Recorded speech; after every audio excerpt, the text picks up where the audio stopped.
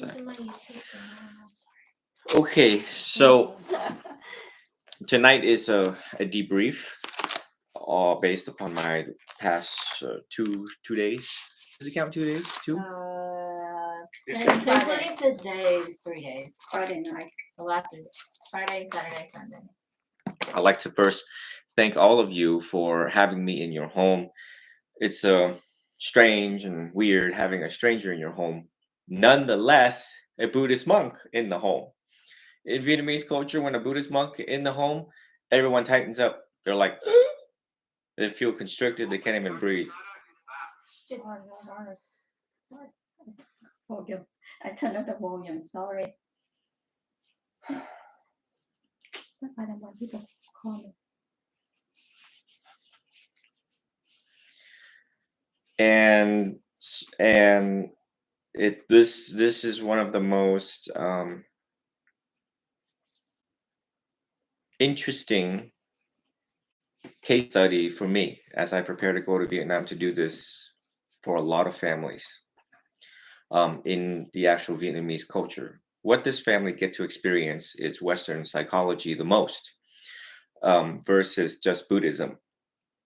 And and then you guys allowing me to go live, which is even more insightful. So of course, for the rest of the world, all they hear is names. They have no idea who you are. They just hear names. But for the ones who carefully observe the way how I treat and the way how you guys describe the problem since 2 years ago, really helps other clinicians out there, monks, clinicians, social workers, to have such a profound insight into how problems get started, how problems are maintained, and how do I come in and break the cycle of suffering.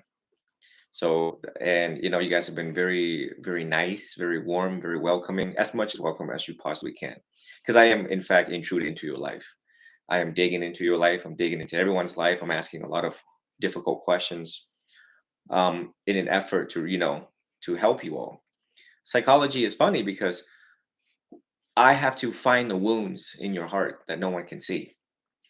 When you guys get hurt out there, and especially your dad's injuries are visible, or a cut on the arm or hands or something like that. But other injuries, psychological injuries, are very difficult to detect and difficult to bring forth so that the clinician can help the family, the individual first and foremost, and then the family unit as a whole. And the fact that you all have allowed me to do that, there will be hundreds and thousands of people that will benefit from everything that we have been doing. So feel good about that. I want you guys to feel good that the sacrifice that you've made and the blah blah whatever he's going live does have a lot of benefits for humanity. And that's something that we all can do, is to give back to humanity in some way, because we don't want them to suffer like we have.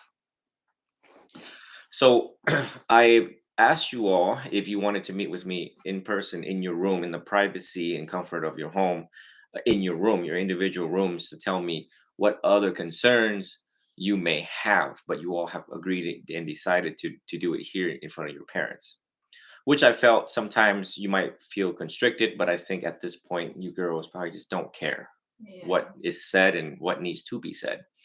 And quite frankly, in the beginning, as you all remember, I said it's not my job to take sides at this time, because I don't know what's happening. I'm walking into your life, you guys are coming into my life, and I'm just like, there's 3 kids, there's 2 parents.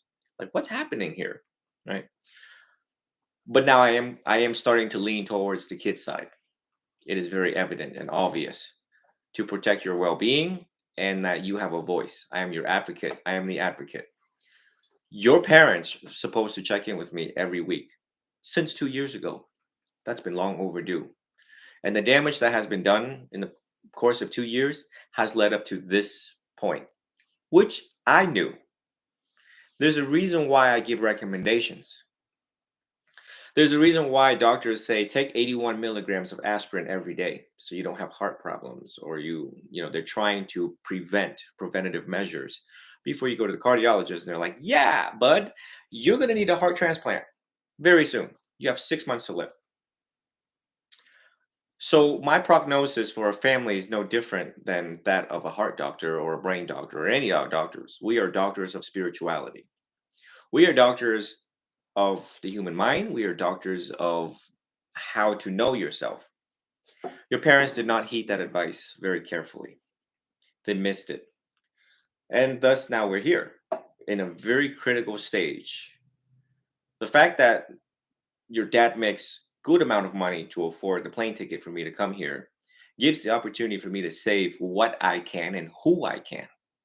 You realize in America every day families commit murder suicides.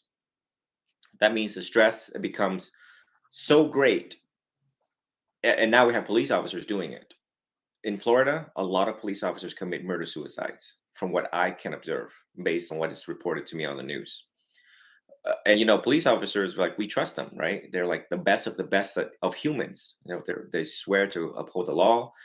And when it comes to their own family, we expect them that, yeah, you're a leader, you're one of our community leader, and a counselor. A police officer is also a counselor. Not only did they arrest, but they also counsel people and said, hey, maybe you should knock it off and stop coming in and out of this jail like it's a Walmart, because it's not Walmart, and it costs your family a lot of money. But the stress in America have taken a toll even to our police officers, our judges, and our lawyers. So as we sit here and talk about today, right now there's families killing themselves, hanging themselves, taking overdoses. I know that. And then tomorrow morning, be a lot on the news. All you got to do is just put murder suicide on Google. It'll come out 2 days ago, 1 day ago, 2 hours ago. So therefore, the fact that the parents did not take my advice seriously, I have no choice but to lean towards the kids and see why the kids are continuing to suffer. I have to weigh in on the scale and balance to be as fair, just, true, and right as possible in a family system and unit, which is, are the parents providing everything that they are and they can according to law? Is the kids doing the best that they can? Da, da, da, da. But it is obviously well founded that there's no issues in your basic needs being met, but the psychological aspect and dynamics of this family that causes everyone to freak out. One of you have disassociation. One of you have earplugs into your ears that listen to music all the time. Guess what? It's not your fault. Because if I'm the fact that I can able to pick up cues and clues amongst one of the parents and both of the parents, their microaggression, their passive aggressiveness, their ways. If I was in your shoes, I would do the same. I wouldn't want to hear it anymore. I would grab my headphones and I'd be like, I'm in la la land. So not only one of you has disassociation, two of you have disassociation under my definition. May not be under the definition of, LCSW, LMHC, DSM. Two of you have disassociation under my definition. May not be under the definition of, LCSW, LMHC, DSM 4, 5. But if I was in your shoes, I think that you guys do a great job at coping. I think you guys muster every ounce of your energy to swallow your pride, do what needs to be done. You guys hold it together so well that my heart bleeds while I'm sitting in the car. You know that? I pretend like I don't know, or I pretend like I'm just driving, but I see and hear everything. Every breath that you take in that car, I know about. And when one of these parents do what they do, I catch it. That's my job. I'm really good at it. And it tears up my heart in a very unique way as a monk, because I realize that I'm doing the best that I can, and you all are coping every day. You all trying to keep it together and not explode and not act out. That has to be recognized. The fact that no one understands your pain and sorrow and misery and sadness and loneliness like I do. You suffer in silence in your room. You cope by listening to music. You cope by playing with music. You cope by listening to each other. You cope by playing games and screaming, and you have every opportunity to act out. What I expect, you commit crimes. What I expect, you are addicted to drug, alcohol, sex. Because what's happening in this family, any kid would lash out, jump out the window. They run away. They never want to come home. Stuff that I see in America every day. So you guys do what the Buddha want you to do, which is to restrain yourself. You've done a good job at it. Restraining yourself, minding your business, focusing on your goals. These are the things that I see you all do right. That you really focus on your goals and you have something to look forward to. You have very good counselors that stay on top of you. You're very blessed to have the counselors that you have. And I'm very blessed that you have the counselors that you have because they're very on point. They don't miss a beat. Counselors also can be very burnt out. So I had to go down there and meet with your counselors in person. And I have to sit there and assess them to make sure that they're on point. Thus, I wrote a lot of notes down what they told me. Um,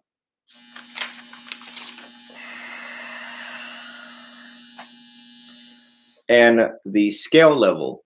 Remember the scale? Yeah, for me. Right. And it's no wonder why I'm here when the scale is so high. Right? Uh, I told the parents, I told your parents, when I leave, these kids are gonna ask themselves, why was Sue here? What can Sue do for us? What can Sue do for us? So of course, I've been hammering your parents since I got here in the most loving, kindful, and compassionate way. I have my ways with my words where they understand where I'm coming from and a sense of urgency.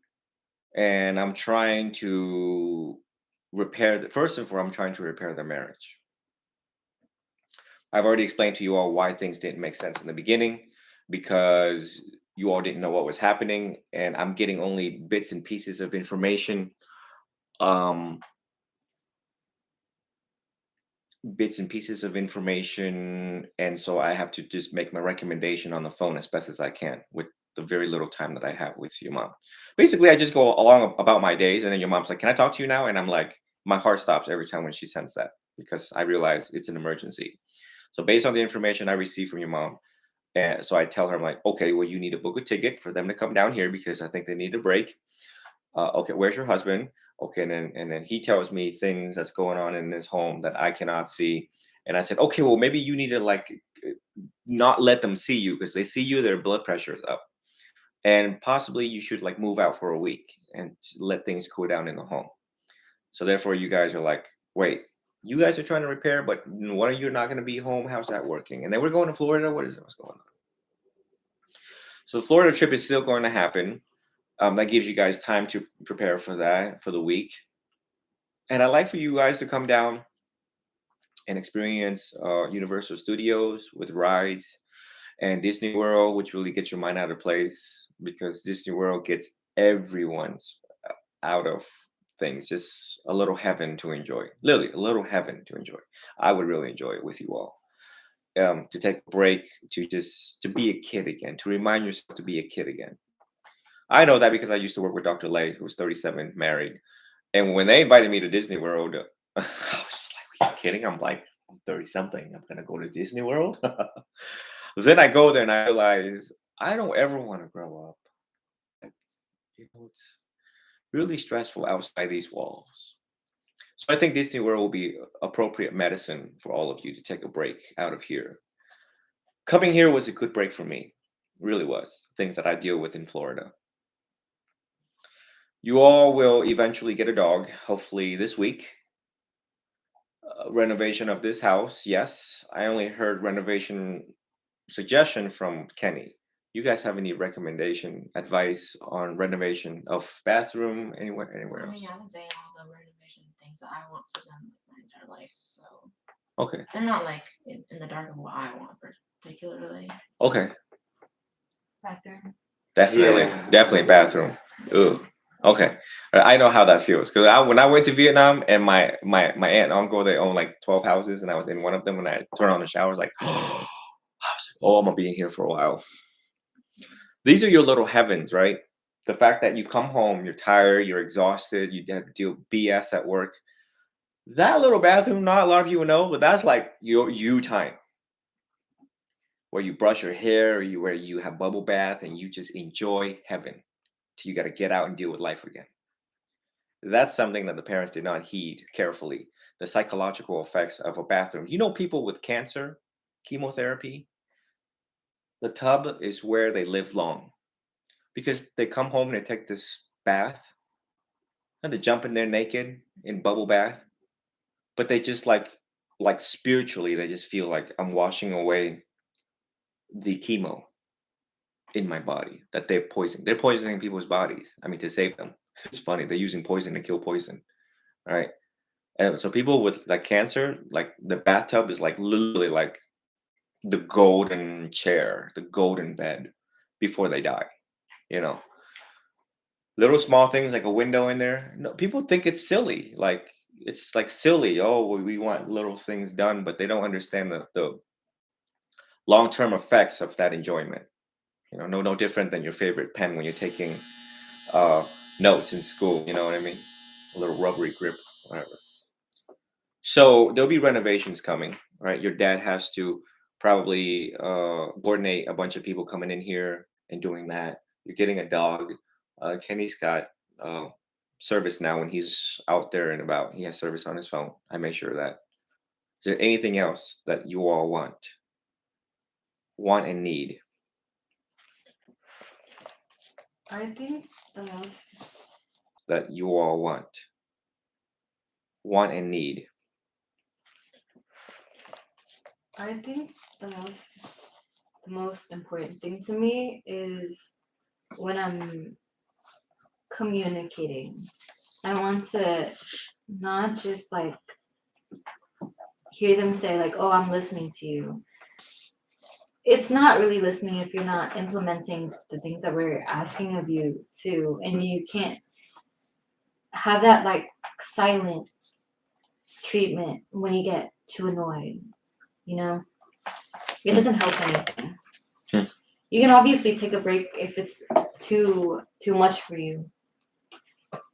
But it's like walking away from a conversation doesn't help anything. You're not actually listening that way. For me, where are you done? Oh, I don't know. Yeah. For me, I feel like I've been really transparent about how I feel about my parents, Batman's relationship. And I feel like, well, at least to them, I tell them how I feel. And I feel like I have a lot of selfish things, selfish wants. Like I truly do them trying to repair their relationship. At the same time, I'm trying to internally repair my relationship with Ba and Ma Mhm. because this past month has been especially tough on me. Mhm. I sacrificed a lot just to be there for my mom and also have to kind of process my relationship with my dad. Because at first, I really had a lot of hatred and stuff. And so even now, I feel like I don't think that hatred or that resentment will ever go away. If anything, it makes it kind of make it work, makes me feel worse knowing that they're still gonna be together. Even though I know that I feel like everyone thinks that them repairing their relationships can help us in the long term, which who knows, it might help us, but for me, it's just I don't know, it's gonna be tough to repair that relationship already, because it's already broken, Yeah. the moment I found out everything. Yeah. I feel like the last 2 days you've been here, it's been very odd for me because I feel like I'm almost playing this character. Right. Because a few days before you came, I was really at the lowest of my low. I was those goals, those things that I, my internship at the hospital, my job, school. None of that was enough for me to live on. None of that really made me want to keep on living. And I was really about to just walk outside and end my life because I wanted that. And so I feel like these past few days, it's just weird because I feel like from an outsider's perspective, it seems like I'm not really dealing with that. I don't know. I feel like even to me, I'm just this is weird because I know that when you leave, it's just gonna be back to normal for me. And normal to me is just being so suicidal and I'm having breakdowns every day. I'm having intrusive thoughts that have me almost borderline killing myself. And I also struggle with, sleeping, I can't sleep well, I have bad dreams, I have PTSD, so it's like worse for me since the situation was very traumatic in of itself. So that's what I have to say about like the last 2 days. Like that's what I've been thinking. I've been playing this character, and like I feel like I'm not being so honest with how I'm feeling, or I don't know, because every single time I go back into the room at night, I'm like, damn, I'm really still suicidal. It hasn't changed. Mhm. But throughout the day, I'm just like, oh, hyper. I'm like, trying to act like some okay kid, but I'm not really feeling like that. I want to die every second. Yeah. So that's my input. I have a lot more to say, but it's just that's the gist of it. It's very honest. Thank you for your honesty. Yeah. I needed that because without it, I would just think I could only. Yeah. One thing that monks don't have is the ability to read minds. Yeah. Other monks do. I don't have that. Or else I wouldn't be here asking questions. Kenny?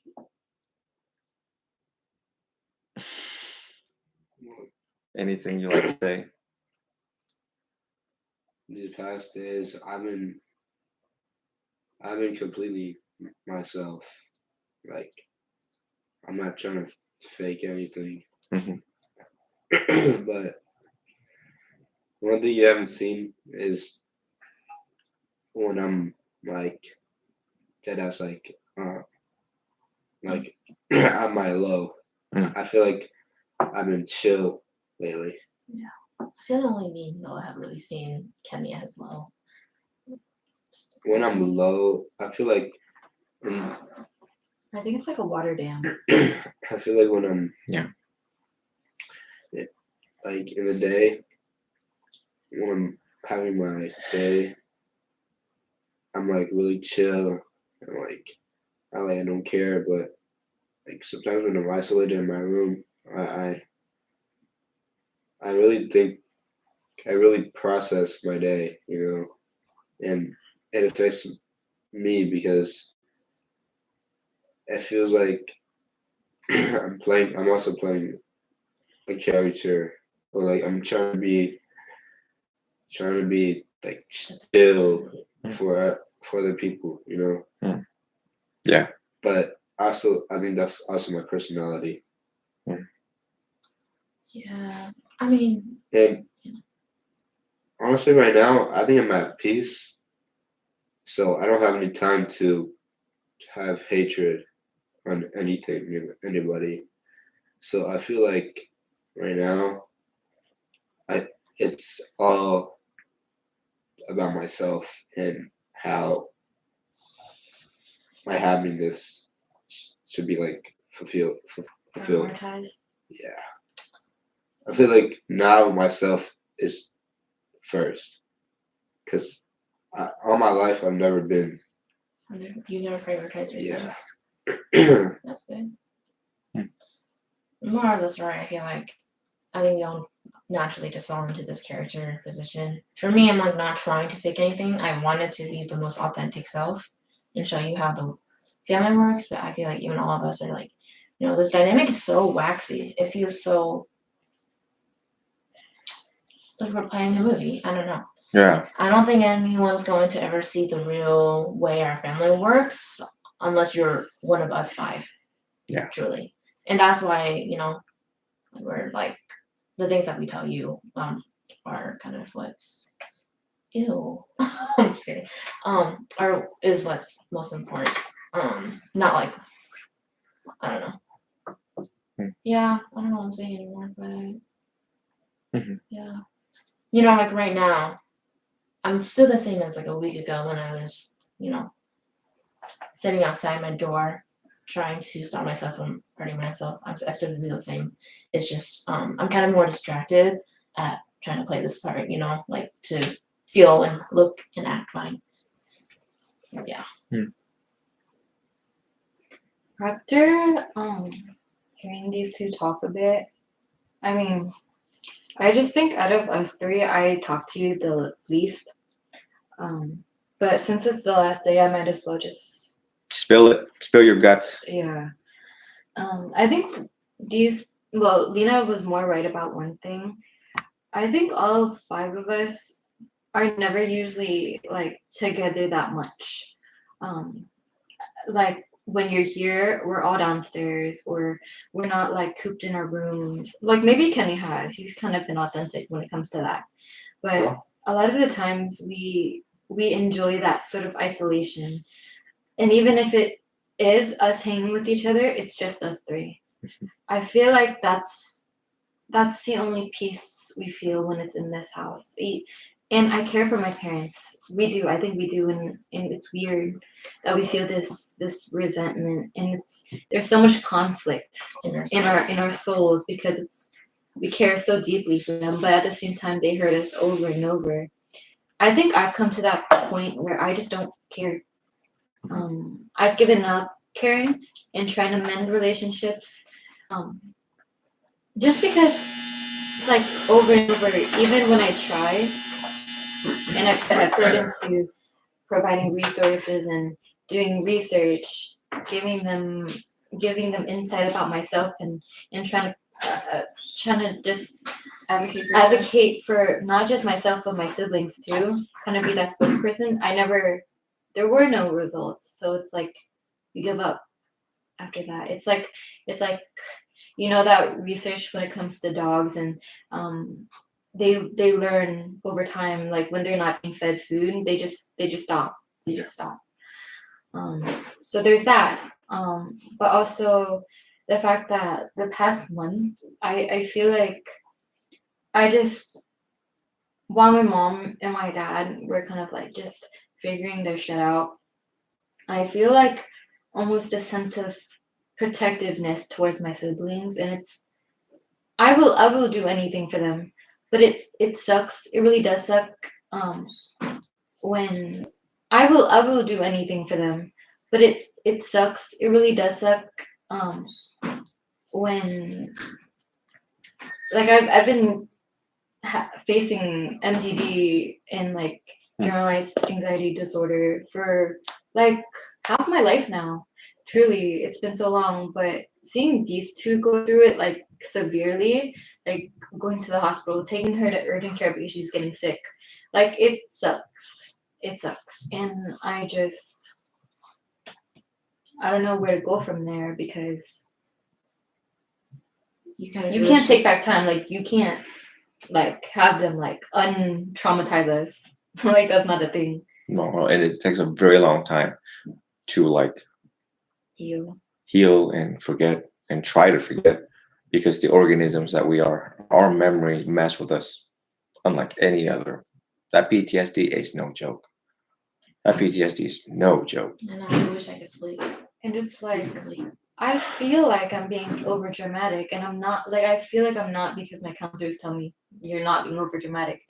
But it's like sometimes I look at my parents and it's like I feel like I'm like 8 again, Like I feel like any moment like they could lash. Like you don't know, like they're changed, they're different, but it's like you still have that bodily instinct to kind of like cover like it's that automatic. That fight or flight response. I guess. Yeah. And I'm really trying to heal. Like I could really move out right now and live my life away from this home. But at the same time I don't want to leave my siblings, if that makes sense. I want to also add that like that thing about like feeling it again. I think that when we're hiding the truth from him, we experienced the most anxiety filled, like all of us, all 4 of us. We were so anxious about everything. Just about like everything. We were thinking about thinking the worst. I thinking the mean, worst of we are anxiety filled, diagnosed, so anxious. and we thought the worst, and it was just like terrible. If I could go back in time and help myself, I would, because seriously, this past month really like roughed me up, because in school because I dropped college classes. I'm failing all my classes, which is so not me. My teachers, people stare at me at school. People think I'm gonna kill myself at any moment because I am about to kill myself at any moment. It really like messed with me because I truly could not think of anything. I couldn't even take care of myself. Hygiene wise, I was begging to die every night I slept. I just wanted to end it every day, and like it really messed me up. I'm still trying to get better on my own, like by going to therapy and stuff. But I just that this past month was really like just a whole like dragged out traumatic event for me, and I don't think I can ever really move on from that anytime soon. To add to that, I feel like because of the cheating incident, it's kind of drawing back memories of things I've been trying to forget. I have really severe memory loss, and I don't remember a lot of my childhood because of certain incidents, and my brain kind of blocks it out. And so I have like severe short-term memory and long-term memory loss. But it's like everything resurfaces sometimes, or like I said earlier, that kind of instinct, but not understanding why. So I just like, not only was I already on the path to kind of healing from my childhood and kind of trying to get better with my parents, because of the whole cheating incident, it kind of made me rethink everything.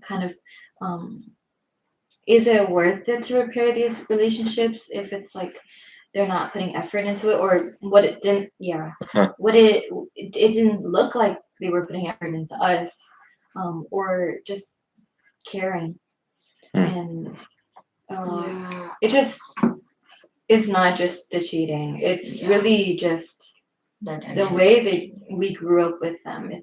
I guess I just don't know how I'm gonna live with knowing that they did certain things to us and still be into each other and still be okay with that and still like want to like stay connected to them. Yeah. This is like what I struggle with because I don't know if this path we're going is the one that I want, or not the one that I want, but the one I'm going to. I'm like okay with, because I don't know if this is gonna help me. I don't know.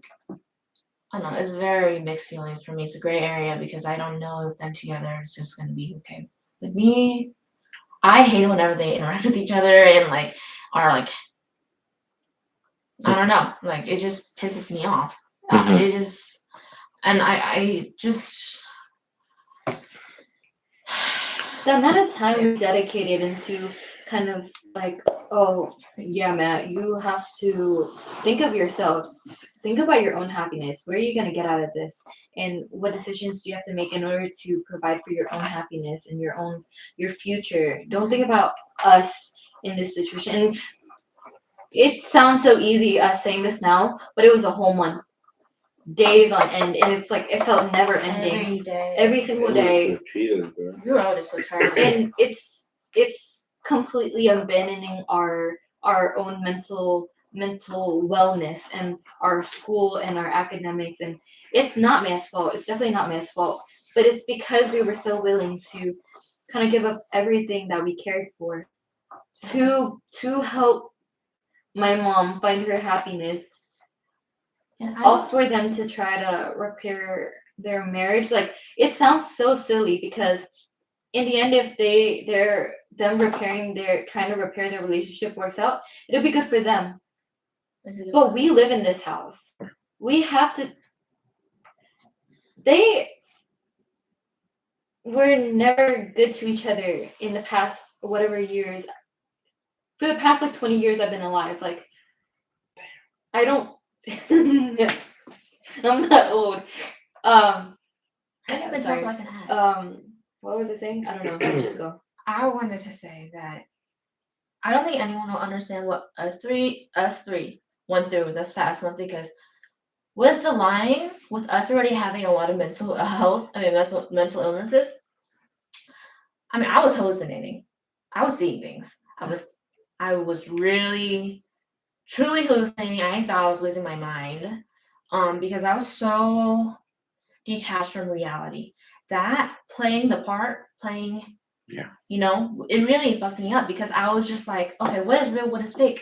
Right. And then I would see things, that's what made me so suicidal for so many weeks on and on, because I was like, I thought I was going insane. Be specific about it. Like you were. There Like, was a time where I truly believed I was, I saw things. I was like, I was technology itself. Yeah. I wasn't a human, and I was being picked apart and everything, and Yeah. I couldn't stand up because I wasn't human. I was just black and green and technology. I don't know why. I was so convinced I was a piece of tech. I know it sounds so crazy, but I had multiple things like this where I was hallucinating. I truly felt convinced I was an inanimate object. I felt so insane and crazy, and I just was like, I couldn't even explain it to my own therapist or counselor because sometimes I wouldn't even be able to describe my hallucinations to them, or my moments. And so, also faking and putting pretend and lying to my dad. We would talk to him normally, even though it would make us gag, make us internally want to end our life because talking to him hurts us inside, but we had to make it seem like there's nothing going on. And then when he'd leave the house, it's like the dam breaks, and then we're just like, oh my god, this is what he actually did, and we did that for a whole month. It was crazy. I felt crazy. I felt like in a way, I don't want to compare it to like a fictional situation, but it's almost like being held hostage and kind of like playing pretend and like putting on this mask and then living it. Like you truly don't know what reality is. It was like a lot of dualization and dissociation from not just me, but I would say like three of us. I can't speak for my mom, but it was just really Detachment. whiplash. It was whiplash. Yeah. Because obviously we know the facts now, and my dad wasn't aware. He wasn't Yeah. lawyering up, or he wasn't like he didn't have other kids outside of us, or we didn't know anything. We even thought we were really, we even were not even speaking in our minds in our own house because we were so anxious that he was listening to us through mics and cameras. we and thought were that he was scared shitless. camming up miking up the house and So much our more. cars, and it's just like when you're in that Constant situation. The anxiety. first week it was fine. It was a lot of just anger and very natural, realistic emotions. Response. And then as the weeks went by, it's like my mom's always trying to shush us and like, hey, don't say this, don't do this. And even now we have to be careful about what we have to say, because it's like, She's like, don't let don't him say these know." things. Don't say these things. And it's like living that home one. I don't know if I could keep playing happy family in the future with my two parents still together. One who I knew cheated, one who I knew put me through a lot my entire life. I have a lot of things that I don't think will ever go away. Personally, Yeah. It's gonna take forever. Yeah. But Yeah. that's a lot. I feel like this Yeah. family, outside of our 5 family, I feel like both of my mom and dad's side are fucked up. Like they're not good people, and I felt like that just adds to something more, because I feel like I always knew that, or I always thought that our family was one of the more happier and successful ones, because as a child and still now, I'm in denial that our family isn't broken and is always happy, because I seen films and TV stuffs about unrealistic family, that they're happy, and as a child I wanted that. Like But- a perfect happy family. Yeah, but as I didn't have any privileges, like I said, and stuff, and how I didn't have much. Well, I didn't have You did have restrictions. I just couldn't be a child, and Oh yeah. that made me really mature. I think it made me not care about things anymore. I feel like I'm numb. I, I just about things anymore. I feel like I'm numb. I, you know, I just I don't feel like a human. I feel like I'm something else. Like I'm always so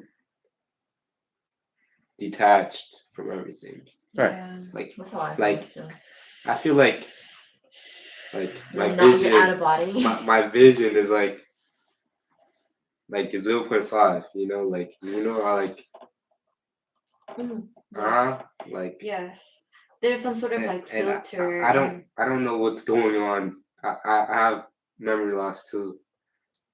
Twins. Uh, And I don't even know who I am anymore.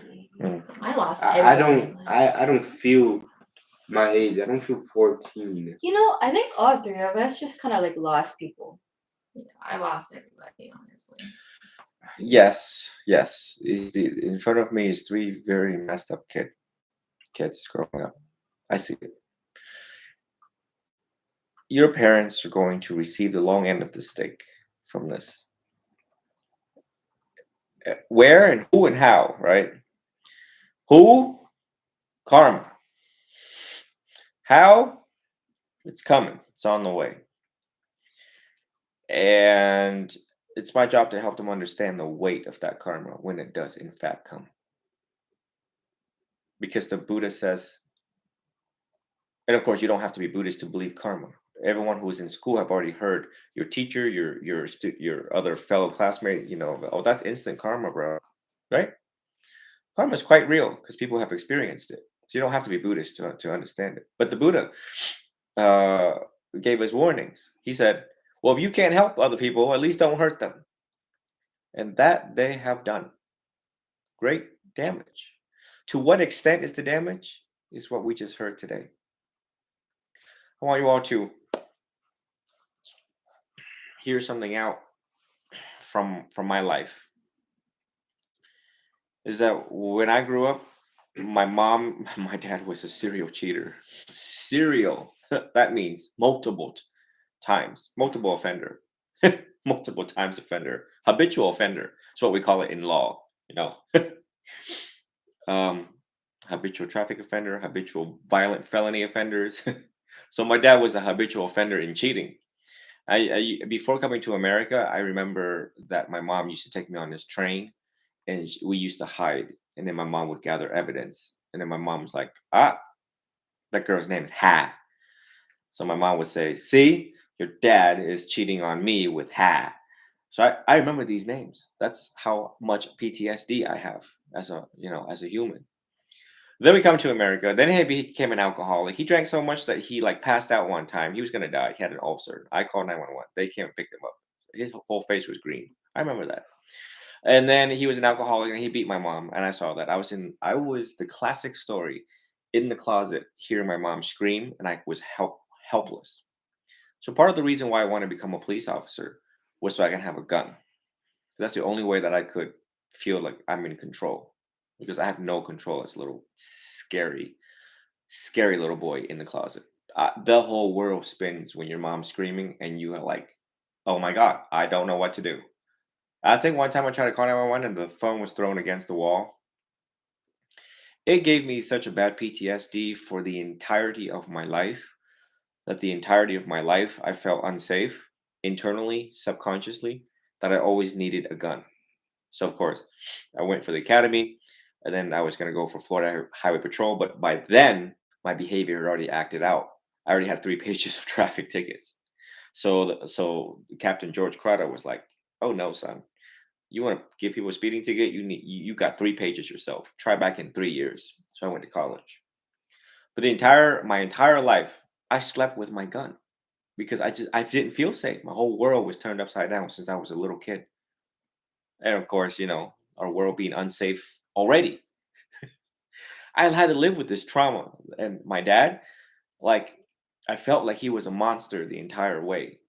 Then he lied to me in my life growing up. And he said we never had enough. to live on, to live by. So I had 3 jobs as the only son in the family. To hear this lie and live with this lie. So I was an interpreter. This is why Kenny says, why do you have so much jobs? Because I really thought that we didn't have enough in the family. I was an interpreter, I was a security officer, I was working for a medical office. I killed myself. I killed myself. I remember one time I woke up, I was so exhausted to go home that I slept in my tactical vest. And this tactical vest in the car, like it was so heavy, I couldn't breathe. And I slept. And when I woke up, I was like, I like ripped my vest off. Like I was so weak. And I was a supervisor, so I had more stuff on me. And I took this vest off and I like threw it on the seat aside. And I was just like, please, I just want to die. I have to die tonight. I just have to die. I can't. And I took a picture of the chair of how much weight that was on me just to make $10 an hour, $12 an hour to come home to give money to my mom. Then I became a monk because I just couldn't take it anymore. And now my dad knew this. Just not too long ago, I told my father, who is a triple discipline professor, I said, you sit your ass down. You are now the student. I am the teacher. Do you understand? And I looked at him and I pierced his soul. I pierced his soul. It's amazing. That power I have to pierce people's souls. And part of me going to Vietnam is to also heal from it too, to learn to forgive and ask for forgiveness, which is something I've always taught, to forgive and always ask for forgiveness. Uh, and yeah, there is residue of anger in my heart left. I mean, I'll admit to that. You know, people think monks are saints. Well, maybe not yet. Not yet for me. um, and some of the direct statements that I told my father was, "You did this to me. You lied to me. You did this when I was little. You, a lot of you statements." And and I try to have compassion and I try to really understand where he came from as a lieutenant in the military and just, it was stressful. He was trying to adjust to life in America, thus leading to the alcohol. I understand the why he did what he did now. But I'm telling this story so that your parents understand the impact that they have made onto your lives and how long this impact will last. So, forward. Moving forward is that I'm like, so now at this part in my life, at like pushing 40, right? No matter what I do in life, I promise myself I will always return back being a monk. And I promise I have to achieve sainthood. So I cannot come back in the next human realm. We call that rebirth. Okay. Some people mistaken that for reincarnation. A little same concept, but a little bit minor technicalities in the definition. But I cannot come back into the human realm again and experience this, you know? So what does this mean for all of you? So you came into this world. They gave you life. They were ignorant and forgot to remind themselves that we made a decision to have kids.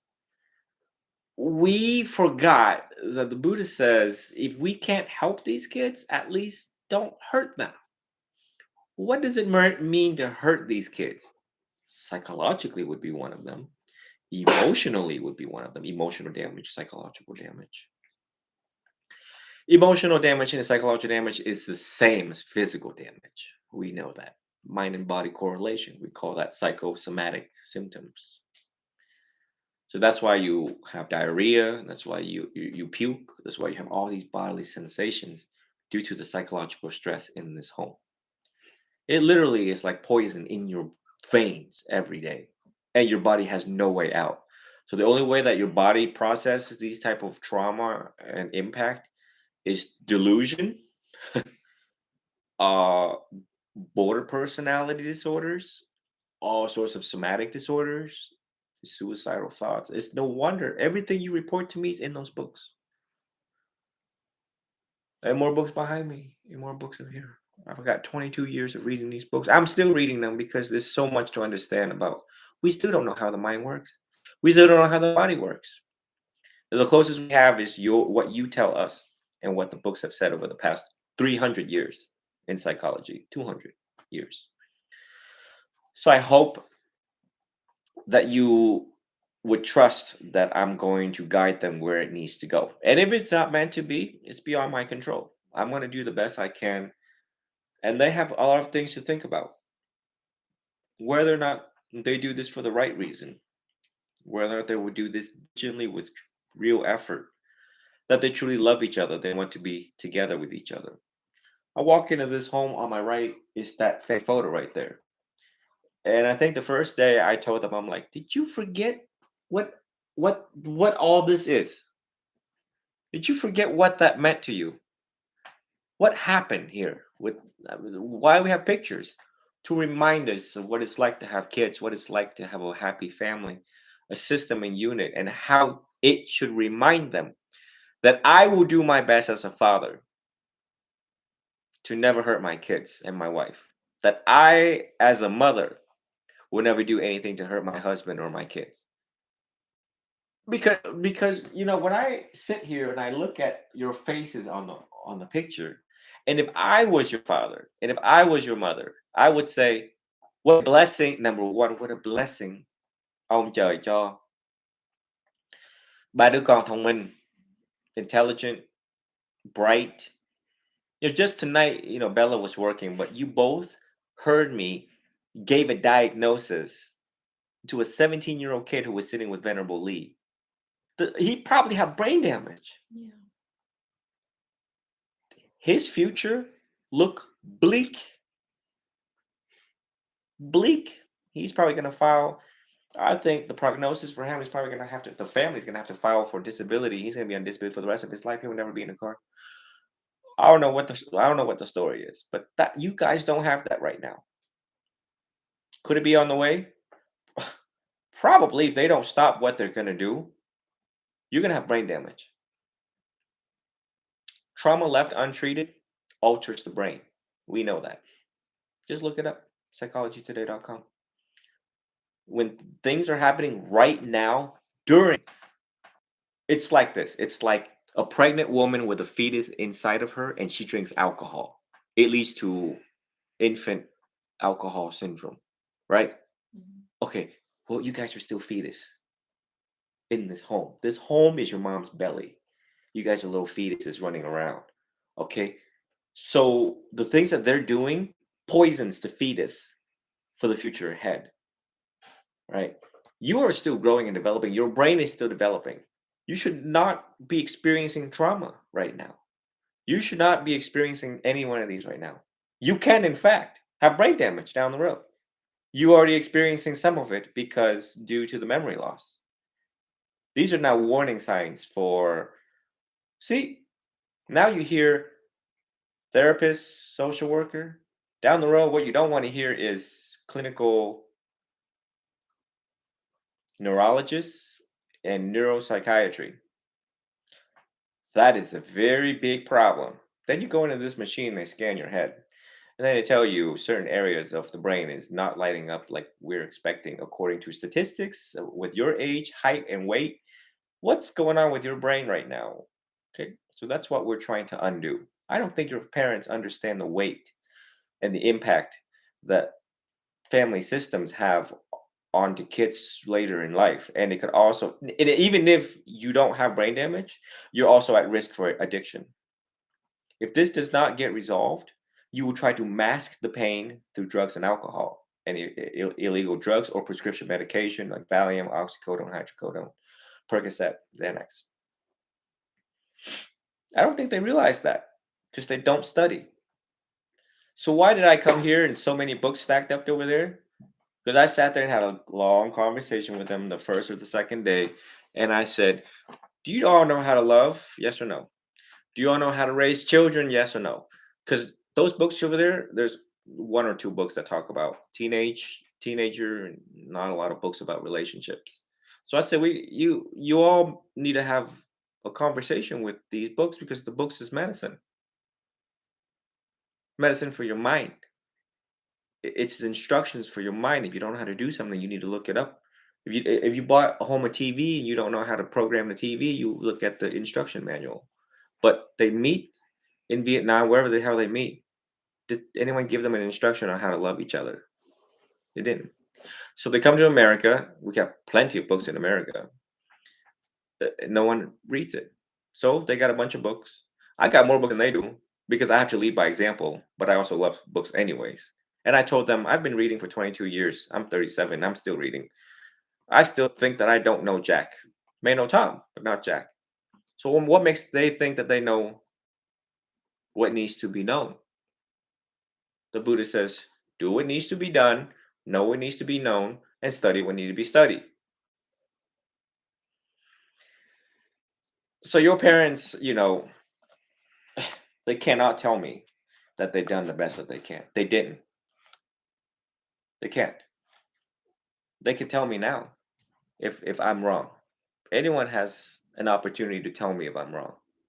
You want to say something first? Right. No. Because when I give my recommendation and advice, they didn't listen. And we're at the last straw. The last straw.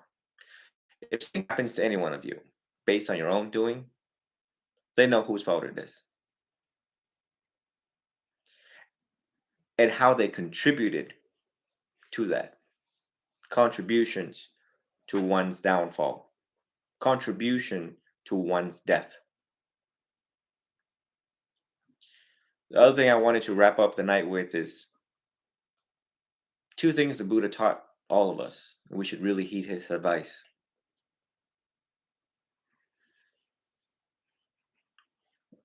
Before I tell you that, Venerable Lee, which you got to meet, his family also messed him up.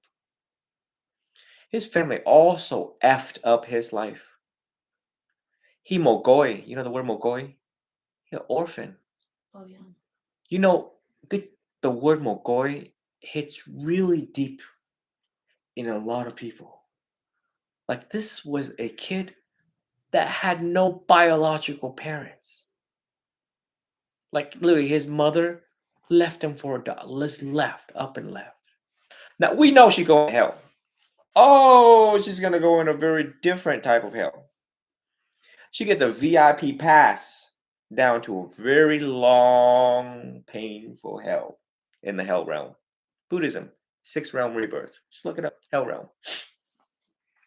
So they ship him over here at 8 months old. Then he gets stuck with these white parents. Okay? I have also counseled them. And I've also told them to follow up with me in counseling. Guess what they didn't do? Follow up with me, counseling. So I took Venerable Lee's side because I said, your parents had an opportunity to dispel any alarms, any allegations you, sir, have brought forward to me, the office of the Venerable. So therefore, I have no choice but to take the one-sided story and side with it. They had their chance to tell the judge. I'm the judge. They didn't tell me. They didn't show up. They didn't put any effort. They didn't give a shit. They didn't give an F. So later on, I sit there with Venerable Lee, and I says, who were just complete mess, to say the least. I'll choose the word mess right now. Just replace that word in your head. What I really want to say. So now they messed him up so bad, he just wants to be with his dog. A dog that they fought over in court. So now not only we have the biological parents that's going to hell, we have the adopted parents that's going to go to another hell. Everyone's going to hell in that family. You took a child that is Mogoi and raised him and put poison in his head, and then you took his dog away from him in court? If I was a judge, you bet I sentenced them to 4 consecutive life sentence plus 90 years. You bet. You see it, right? You feel it, right? You feel the wrath, right? Right? I can't do that. That's why I'm a monk, not a judge. Moving forward. I feel very bad for Venerable Lee, but he remains so resilient at 22. It's amazing. This kid does not exhibit bipolar. This kid does not exhibit any other symptoms that I'm looking for. Oh, Jesus Christ. Oh, I'm so blessed that he doesn't act out the way. Because when I took him in and ordained him, I was like, oh, shit. I'll get ready for it. And I was going to lose sleep just like you. I'm like a father, like a venerable father. And I was like, oh, please, Lord, give me the strength I need to pull through this and help this child. The many people that I've helped in my life. I said, please, I can't need him more because I was counting on an aneurysm when I'm sleeping. You know, aneurysm, explode brain, vessel in the brain, die. I was really waiting for it. So what it means to all of us, Venerable Lee, you, me, all four of us on this side of the table. The Buddha says, number one, learn to walk alone because not everyone lasts forever. And number two, I'd rather walk alone than to walk with fools. And you must also apply that to all your friends and family. And family. I have adjudicated certain people in my family, my blood, to be fools, which I have said directly to them. You are a fool. And I am the wise. That you must say to yourself, and that you have the capacity to say. So therefore, I hope that you would take the last words to heart, because we will meet again in Florida. But from now until Florida, it might be a little long because each day that you live is a long day. Ain't just 24 hours with any other kids, 24 hours. Any other kids, 24 hours, to them, it's only 5 hours. To y'all, one day seems like a whole week. One day seems like 3 days. I know you all don't believe in religion and perhaps even Buddhism, but this is a very comforting idea. Comforting. An ui, comforting. I don't even know if it's true or not, but it's comforting for me, and it's comforting for Venerable Lee. About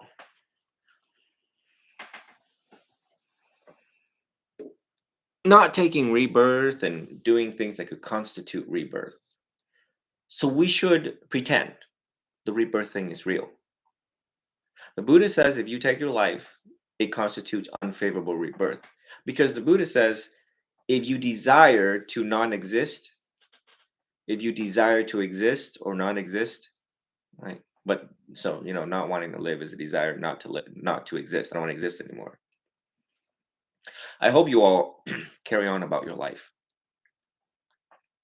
I hope you all would give Buddhism a chance to teach you how to maneuver from now leading on forward. And eventually down the end of your life, you realize that the sainthood thing right here sounds really good right about now, to become an arahant, because I won't take rebirth anymore.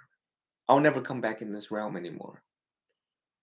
I'm going to be the rare and the few to be a fully enlightened being. 2 of you, I can tell, will be private Buddhas, Pajeka Buddhas, which is a really cool thing. Buddhism is so cool. It has all these concepts that put you in a fantasy, rightfully so, to buy you time to live long enough and finally reach the end. Gracefully reach the end. Bella and Kenny has to, you all have traits of a private Buddha. And a private Buddha just wants to be left alone. They go off on their own. They study by themselves. They practice by themselves. They don't want to mess with nobody. But they can become fully enlightened saints and never take rebirth again. And they don't even have to teach. That's pretty cool. That's also Venerable Lee. So, you have to ask yourself, from now until the conclusion of your lifetime is quite a long time. What are you gonna live by? How are you gonna live by? You can't do it alone with music. You can't do it alone with hentai or or anime or whatever that stuff is. You know what I mean? You can't do it alone with what you see in the news or what you think you know. I mean, you're trying to get by with reading novels. I just hope that you just try it out as an experiment, the Buddhism thing. Just reading the life of the Buddha. You can look at it as a novel. You can look at it as a fiction. Some things in there sounds like very fictional, like how the Buddha like got up and flew away. Half his body was fire, half his body was water. Kind of sound like a Dragon Ball Z. Did you know that? Yeah. The Buddha came home one day, told his dad, like, "Hey, what's up, Dad? I'm the Buddha now." And King Sudotana was like, "No, the hell you not. Prove it." And the Buddha like levitated, and then half his body was fire, half his body was water. I thought that was really cool because I used to be a Dragon Ball Z fan. Every boy is a Dragon Ball Z fan. I mean, who don't want to like throw fireballs at people, especially in the snow. So I really appreciate your time. I know it's very mentally taxing and heavy to bring these up, to be honest, and to confront your parents dead on. Your parents have a lot to think about. And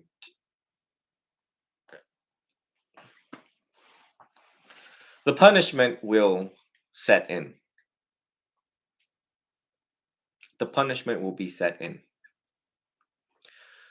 The law of karma will take its toll and its effect. Trust me. And down the road, if you ever had enemies, just realize that karma never forgets an address. So for my parents, I really don't have to punish them anymore because karma will take care of that. And you know what? You can't save them either because once the damage is done, the Buddha have already said no one can save you, no one can, no one may. You must save yourself. There are actions that they have to take in order to save themselves. Because when that karma comes, the way they die, the how you die, gonna be long, treacherous, painful, very painful. That's wise fear. Any Buddhists have these wise fear. But what they do is their karma. What you all do is your karma. So from now until then, I got you all something today. And I don't know if you guys did what I suggested last time that you all were supposed to do, but I got by in my life writing to myself. I did. I got by writing to myself. No one could ever understand my pain, sorrow, and misery. So I did. You know, I've been teaching this for a long time, and I tell people to write, keep a journal, how your day went. You know, what the hell's going on in your mind. Put this right here. Put all this hell right here onto paper. Don't live up here too long, too much, too deep. Put it on paper. It'll make you feel better. And you can also keep track of your progress on how much you've learned about life and how much you've grown and remain resilient. All of you are victorious fighters. You're fighters. You're absolute warriors in juvenile skin. You're absolute warriors in girl form and boy form. You are already Goku, or else you wouldn't be sitting here. Who's your hero? You have one. Pick one. You got plenty. We all have heroes. Hello Kitty. There you go. You're the cute but courageous Hello Kitty the world has ever seen. Miss Bella, you got a hero. I don't know. I don't know. We all have someone to look up to. Please, real serious. Gojo. Gojo. Gojo. Sorry, No, spoilers for anyone who's watching. I don't know. Your hero. Uh, my hero. My Hero Academia. Oh my god, being so serious. I don't know. Let's just keep it simple. You're so cringe, bro. I'm so tired. I'm fine. I see kids, and you guys are the most resilient I have ever seen. Thank you. One day you're going to help a lot of people because of what you've been through. Just know that. And you know what? It's going to be the best gift of your life. Our life is to find our gifts and then give it away to the world. Like, right? Now you got to hear my side of the story and you realize that, wow, Sue also went through complete hell. And I don't want to sit here and talk about me the whole night, but it's only 10% of what I told you. But the hell that I lived in, being able to relate to you all, being able to know. I mean, I even have flashbacks sitting here thinking about the hell, the darkness, the terror of closing my door and locking and not wanting to be home. I was never home. The fact that I became a monk and sat for so long and meditated was a complete miracle. Because my dad says, mày có kim mà dưới đít của mày sao mà ngồi lâu không được? Well, yeah, because you're the one who caused it. You caused me not to be home. I never wanted to be home and see your face and hear this. I didn't want to be around mom. I didn't want to be around this. I'm gone, brother. I'm gone. I'm out of here. I'll be home at 4 in the morning. And thus I played airsoft till 6 in the morning. The police came, knocked on her and said, hey, your son, here you go. We caught him again for the 50th time. So until we meet again, I know, Kenny, you told me you don't like to write, but Thanks. I've got like 5 million notebooks. At least printed it's out. pretty. you should see the pages, see the quality of the pages. I took my time in choosing them for you. Thanks. Thank you. At the same time, your parents also do not exempt. You are optional, whether you want to write or not. Theirs is mandatory. And See, it's very peaceful. Look, a very peaceful color, right? Very, Very very, the very colors are peaceful pink. colors for both of them. You see, your parents and I are going to do a lot of work together. Here's what I'm going to tell you how I'm going to do this. So you are going to get the renovation. You get a dog. You get Wi-Fi and many more things to come because you're missing out on your childhood. The fact that they use you as a mediator while I wasn't here to fix their problem, they're going to make up for it. I'm going to make sure of that. And so is Miss Bell. I'm going to figure out little tiny little things. And then when you come down to Florida, I'm going to get more information. And I want to make them pay for it. Why? It's the right thing to do. They cause damage, they have to pay for it. We call that compensation law. But what kind of law is this? Well, it's the law of karma. And hopefully they will respect me enough to listen to me in order to undo their karma, right? What they done, damage is done. I can't save them. I can only give them instructions on how to fix as much as they can in creating the conditions for you to study, in the conditions for you to live, in the conditions for you to love, and in the conditions to prepare you for adulthood. Okay.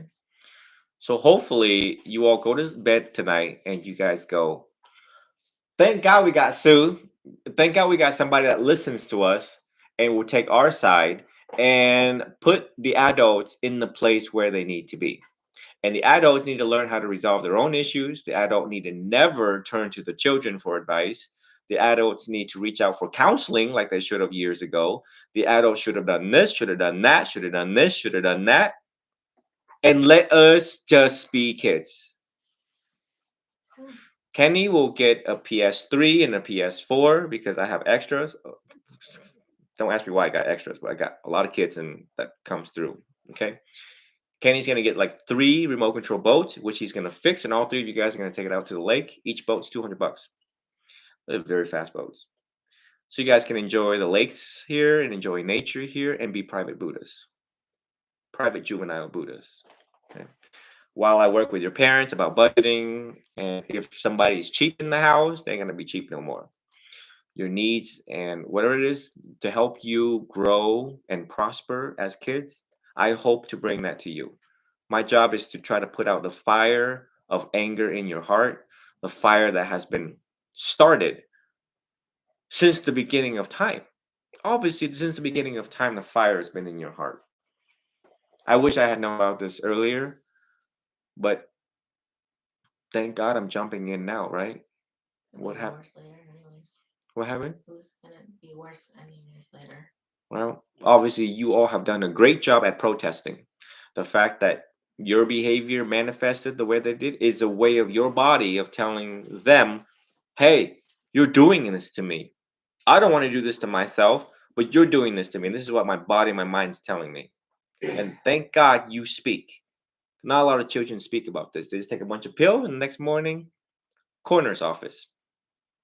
I was so sick of not being able to to speak up, and every time I tried to do it, it was considered disrespectful, and like everything to my like tone, apparently, and like the way I talk, it's always felt like it was disrespectful, and I was so sick of it. So then recently now, like 2 or 1 year ago, I finally did not care what they wanted. I didn't care what they viewed me. I just be myself. I was be myself. Mm. So now I really didn't care if I was disrespectful or it was seeming like I was disrespectful because I knew that I was finally being myself. And I feel like all those years not being able to be myself and speak my mind without being disrespectful. And this was to my grandparents too. My grandparents, I they forgot about that. don't even get me started on that. I know it's a whole nother story. Don't Our even get me grandparents. started on that. I think Right, it's we can't also control. just like, even if you were being so-called disrespectful, why are you not allowed to be angry? Why anger doesn't just magically appear from nowhere? Sadness, anxiety, anger doesn't just like it just doesn't manifest from nothing. It's created, and sometimes There's causes. There's causes. Yeah, definitely. There's causes. It doesn't just magically appear. There's cause. What is causing this kid to be angry? What's causing him to be? They need to seek to understand the why. That they did not do. So, anyways, so obviously your parents gotta just include. Maybe they didn't even know. Maybe they were so busy and stuff like that. Maybe they didn't even know the extent of the damage. Maybe tonight is a wake up call for them, or sometimes they're hard headed and stubborn that they need multiple calls like this to wake up. But I need you all to promise me one thing. My job is to advocate for you and get what it is that you need and what you want that is appropriate for your age and your freedom, right? But you must promise me that the Buddha also gave me instructions to tell you to be respectful as much as you can. That does not limit you from cussing. You can cuss, you can express yourself, but just know when it's too much.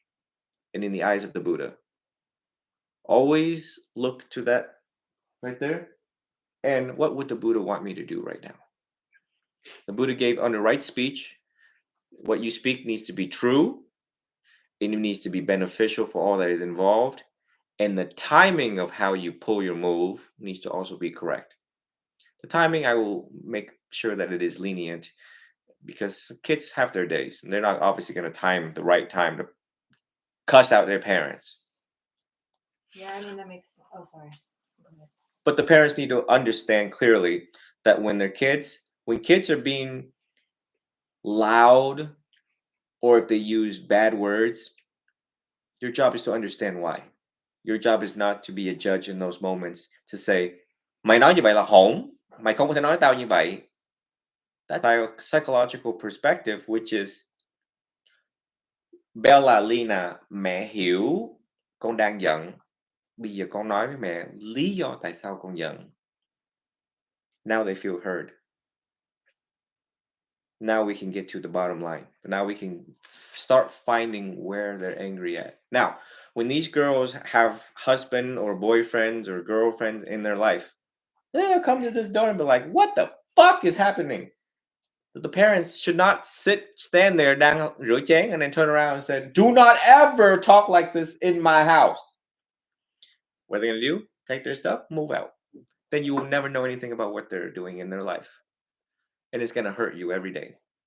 What is Nina doing? What is Bella doing? What is Kenny doing? I don't know what they're doing. I don't know how they live their life. I don't even know if they're alive. If these kids lash out, it is the parents' job to find out tại sao con buồn. Con ngồi xuống nói chuyện với mẹ, tại sao con buồn? Because that's the American way, how they do it. Americans do that. Americans like, all right, honey, I know you're upset. All right, well, listen, come have tea with me. Let's talk about this. Why are you angry? Did I do something? Did your father do something? Did your teacher do something? Did your boyfriend do something? Did your girlfriend do something? And so on. So you all have, if you never had a voice before, you now have a voice. I know that you guys will use discretion when you use your voice towards your parents. You also, the same rule applies not to do harm to other people. So if you do say something disrespectful, try to catch yourself and to do harm to other people. So if you do say something disrespectful, try to catch yourself and come back and apologize. Sometimes you have to be the bigger person, the bigger human in this. But you be proud of yourself. You know, you don't want to like grow up in your 30s and be like, I was home to buy mẹ, and then they died, and I never got to say sorry. You should be able to say as sons and daughters that I was home to buy mẹ, but I came right. At least I came back and I said sorry while they were alive. So we all make mistakes. Sue cuss too. Sue have anger issue too, but I catch it as fast as I can. You know? And at the end of each day, and before I leave Ohio, I will say, number one, I am sorry. There are things that I say to all of you that I may not catch myself, that I ask for your forgiveness. I'll be the first one to do it, right? And whatever you said and did to me, I will forgive you, right? And that is a model that we all should operate on. You know, you guys act a fool because you guys are young, but also realize that when you're doing too much, when you're being too extra, which everyone knows when y'all being extra, but you have leeway. I'm giving you all leeway to express yourself. It's the only way you're going to survive. And your parents should be the bigger adults. Parents are supposed to be Buddhas in the home. Did you know that? In Sri Lanka, in Burma, in other parts of Southeast Asia, they're Buddhas. So what is a Buddha? A Buddha is one who has given up greed, anger, and ignorance of the Four Noble Truths. A Buddha is one who knows suffering, the causes of suffering, how to end suffering by avoiding wants and desires, and understanding the Noble Eightfold Path that leads them to liberation and everyone in the home liberation. That they did not do. They're on the losing side because the Buddha's been around for 2,600 years. He left all these books and instructions. They did not read. They did not listen. They did not practice. So they can't tell me I'm wrong. But at the same coin, you all are supposed to respect them and have compassion and understanding for your parents. But from now on, anything that goes wrong in this house, you call me so I can mediate, right? You gotta reach out to me because now you realize the power that I have in this home. Any questions so far? Can I say something? Sure. Alright, so you know how I felt when you bought me things, right? Well, when I was younger, and I felt like I was like spoiled or something, but like to my other family members, you know, but to myself, I feel like I wasn't spoiled, and I felt like I was a burden, you know. I felt like I didn't deserve anything. Mm. Like I didn't deserve gifts. I don't deserve, you know, like everything life has to provide. And that also affected my relationships too. Mm. So at the same time, it made me look kind of insecure. And I feel like I always don't deserve anything. Mm. So now I feel like I've been feeling this way all my time, all my childhood, and now I feel like it affected me at a point that I don't even want anything. I don't. I don't care about anything. I don't. I don't. Well, that's why Sue is here and I do what I do. So because I want to counter the effects of what has happened so far. The problem I think with you and your girlfriend is that when little minor things happen, we take it very personally. That we feel worthless. Like we know when she talking about to other guys or something little small tiny, we take it really. We're like, what, am I not good enough? Like, what's happening here? Overthinking. Right. Right. You just attack yourself. You start folding inwards again. And it takes. It was an experiment. When I bought you stuff, I don't know what's going to happen when I buy you stuff, but I'm taught to exercise these experiments because eventually the answers will come out. Like now, you get what I'm saying? Part of psychology is experiments. I can't jump into your head that quick, so I want you to number one, the Legos buy you time to like play with it, so you don't have to worry about this stuff, right? And number two, you're like, whoa, I like Sue. Sue's a pretty awesome guy. He gives more and he takes less. There was always a lesson in there. Wasn't like I took Kenny out and just bought him stuff and then came back home with a smile. You got a lesson along the way. You were learning about Buddhism along the way. Something you guys never got, which is, like real life examples. And yeah, the Buddha did in fact tell me to give more and take less. And I want you to be happy and to buy your time to figure out yourself and your situation. And if what I did has a counter effects, which it did, now I have more information to work on when you come back down to Florida. I feel like I relate to you and Buddhism by like providing or giving more and taking less. I feel like I really relate to that, and I appreciate like I like hanging out with you. I like people who relate to me, and I feel like when you want me stuff, it I said that I never felt these things before because I feel like that healed my inner child somehow. You know, You're still a kid, Yeah. and there's more to come. like no, like when I was like a toddler, like when I actually looked forward to things, like when I was. Why would you say that, bro? Nah, I forgot what I said. I think a common theme is us like,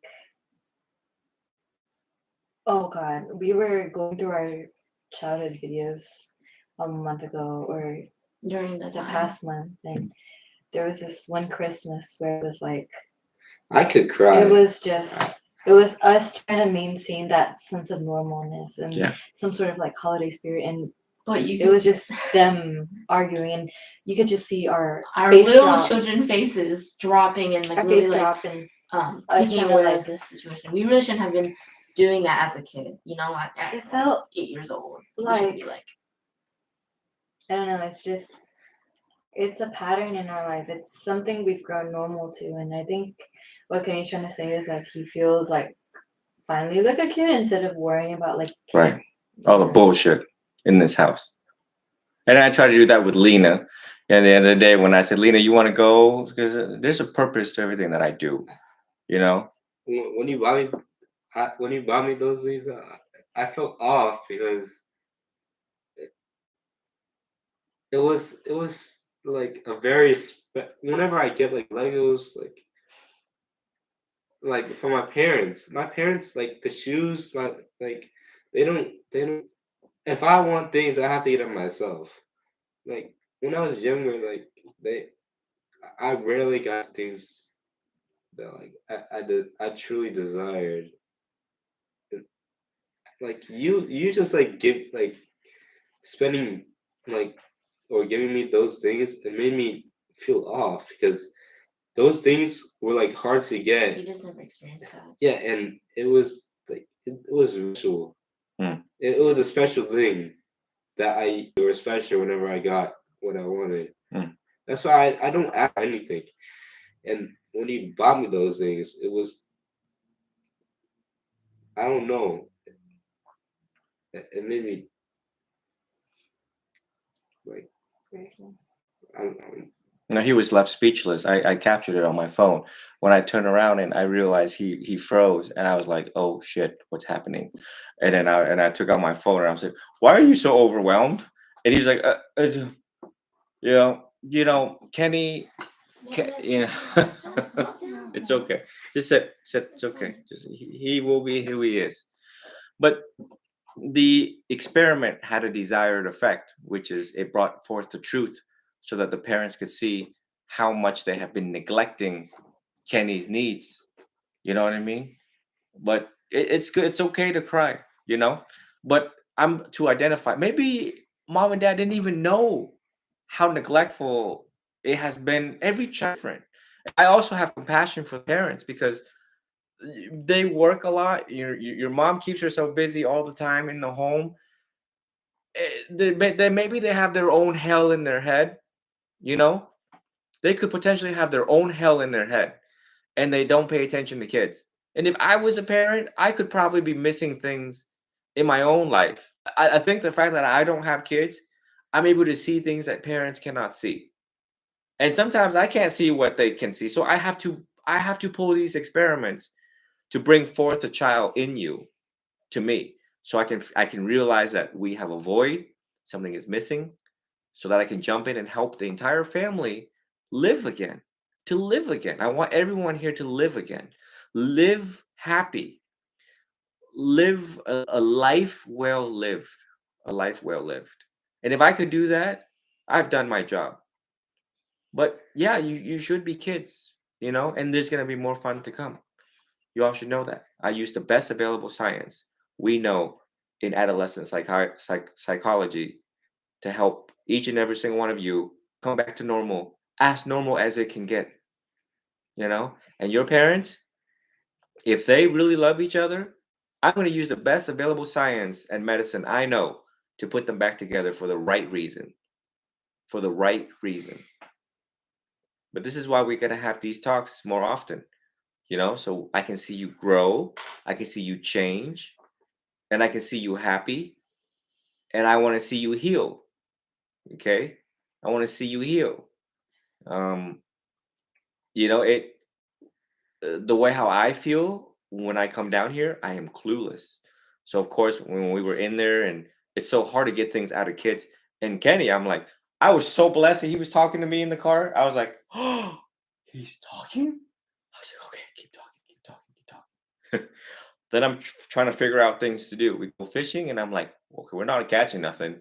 And he looks pretty bored right about now. And I'm like, you want to do stuff? All right. Everything was an experiment. I'm like, you want to drive? Because you've been talking about driving for the past 15 minutes. So go ahead, you can drive. He's like, what? Really? I'm like, it's a 2-lane road. I'm a driver. I just needed to glance through some books. And then he said something about Lego. My ear is trained. The same way I will train your parents. The same ear I have, they will have. What I've done for you, your parents will start doing for you. They don't know these things. Who taught them these things? No one. Mấy ông thầy, mấy ông sư khác, they don't know this shit. I do. Because I've lived. I've gone through your pain. I went to school, right? And now here we are. And as soon as I heard Lego, I was like, I got it. Every information is crucial and vital. So, yes. Sorry, I did. When I was talking before that, I was like, I wanted to add two things that was on the top of my mind. I don't want to like drag out the session any longer. I'm just considerate of your time sleeping. You can drag on as many as you want. Oh yeah, don't worry about that. Don't worry any longer. I'm just considerate of your time sleeping. You can drag on as many as you want. Oh yeah, don't worry about that. Don't worry about that because it's fine. I'm gonna do it really quick. So Think about renovating the house. Truthfully, I did have many days where I just wanted to just have a fresh start and just go somewhere else. I guess I can't live here. So it feels suffocating to me. No matter how many renovations, no matter how many things we change to the house, getting a dog, certain corners of the house play certain memories. Yeah. And I feel disgusting living here. I don't think that venom that is like kind of dripped onto these walls will ever go away, So we'll see how the renovation is gonna be for me at least. Second thing is when you're talking about compassion for my parents. I think personally for me, there are some times where I do have my days, but I do think that for me, I think I have a little bit more compassion to the point where I feel guilty, like personal guilty, because I try to say sorry after anything. I let them know I'm like, hey, I'm sorry, I raised my voice at you, or like, I let them do this. But then I get really guilty for even raising my voice at them in the first place because I feel that they don't understand why I'm, raising my voice instead. So that therefore I feel guilty. And then I start feeling angry and mad because I don't ever hear the same thing back to me, reciprocated. I never really hear, like, whenever they do mess up, whenever they yell at me for absolutely no reason, they lash out at me, I'm like, where's the apology? But I don't really expect it from them because, they tell me that, we're the parents, we should never say sorry to our children. I get it. It's just sad because I feel like I had to work on myself and work on it by myself. I feel alone in this. There's not much to like add on to that. I was just like, that was something that like was bugging me that I want to mention and like let those two know that I would love to hear more sorries. They will. They will.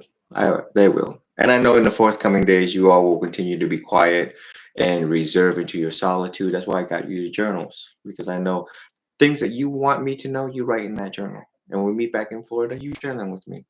Because a lot can happen in one day. Accumulated emotions, accumulated habits. Write them down. What you want Sue to know. You can write to me. Yeah, I know you guys don't text, So just be like, Sue, dear Sue, I wish you were here right now. Because my mom was doing it again. And this is how I feel. This is what I'm doing. This is who I'm out with. And work is fine and internship is write it. I want you to write it. It'll be very healing for you. Sometimes I can't jump in and help right away. Like, I was really trying my best in Florida, but it took no effect. And I told your parents, I said, I need to be in your home in like 24 hours. We actually recorded some stuff that we were going to send you, but we just never did. Like glimpse of like 20-minute long arguments between these two that were like getting really bad, like that, like the Baz Wallace situation. We were like, we have to like call Silver, like send this video to him to let him see how they really are. But we never did that for some reason. Do you still have it? Yeah, Bella has it. But yeah. I don't even know what you're talking about. What wallet? When Photo. Dad lost his wallet, and then they had an argument with his map. Bella has memory loss. I'm sorry, but Whatever. The wallet lost in Florida. I don't know that shit. Yeah, I Oh, lost it. on the beach. Yeah, I don't know. Why? I don't know. Cause You- you said that you want to send it to Sue. I don't remember. You recorded What was the it? SDV. Anyways, I'm sorry. I don't want to. I don't know if I should add about this, but did they ever tell? Did anybody tell you about On the way driving back to the hotel that night, right? But it was just raining. Like, Yeah. what were we recording? It doesn't matter. Okay, it doesn't matter. Okay, Okay, just let her talk, please. has anybody told you about like the dreams I get? No. So I think that's something that's really should be a big concern because I told my therapist about it. Go ahead. Tell me. I starting from honestly as a kid, but more recently now, I get dreams very often, like almost every day, of me getting raped, murdered, kidnapped by family members specifically. And they don't ever go away. And my brain treats it as if it's a real traumatic event. And I remember them very vividly, and I lived those dreams as if I was living them in real life. And I lived days in those dreams sometimes. And I truthfully, that's what causes a lot of detachment to reality for me.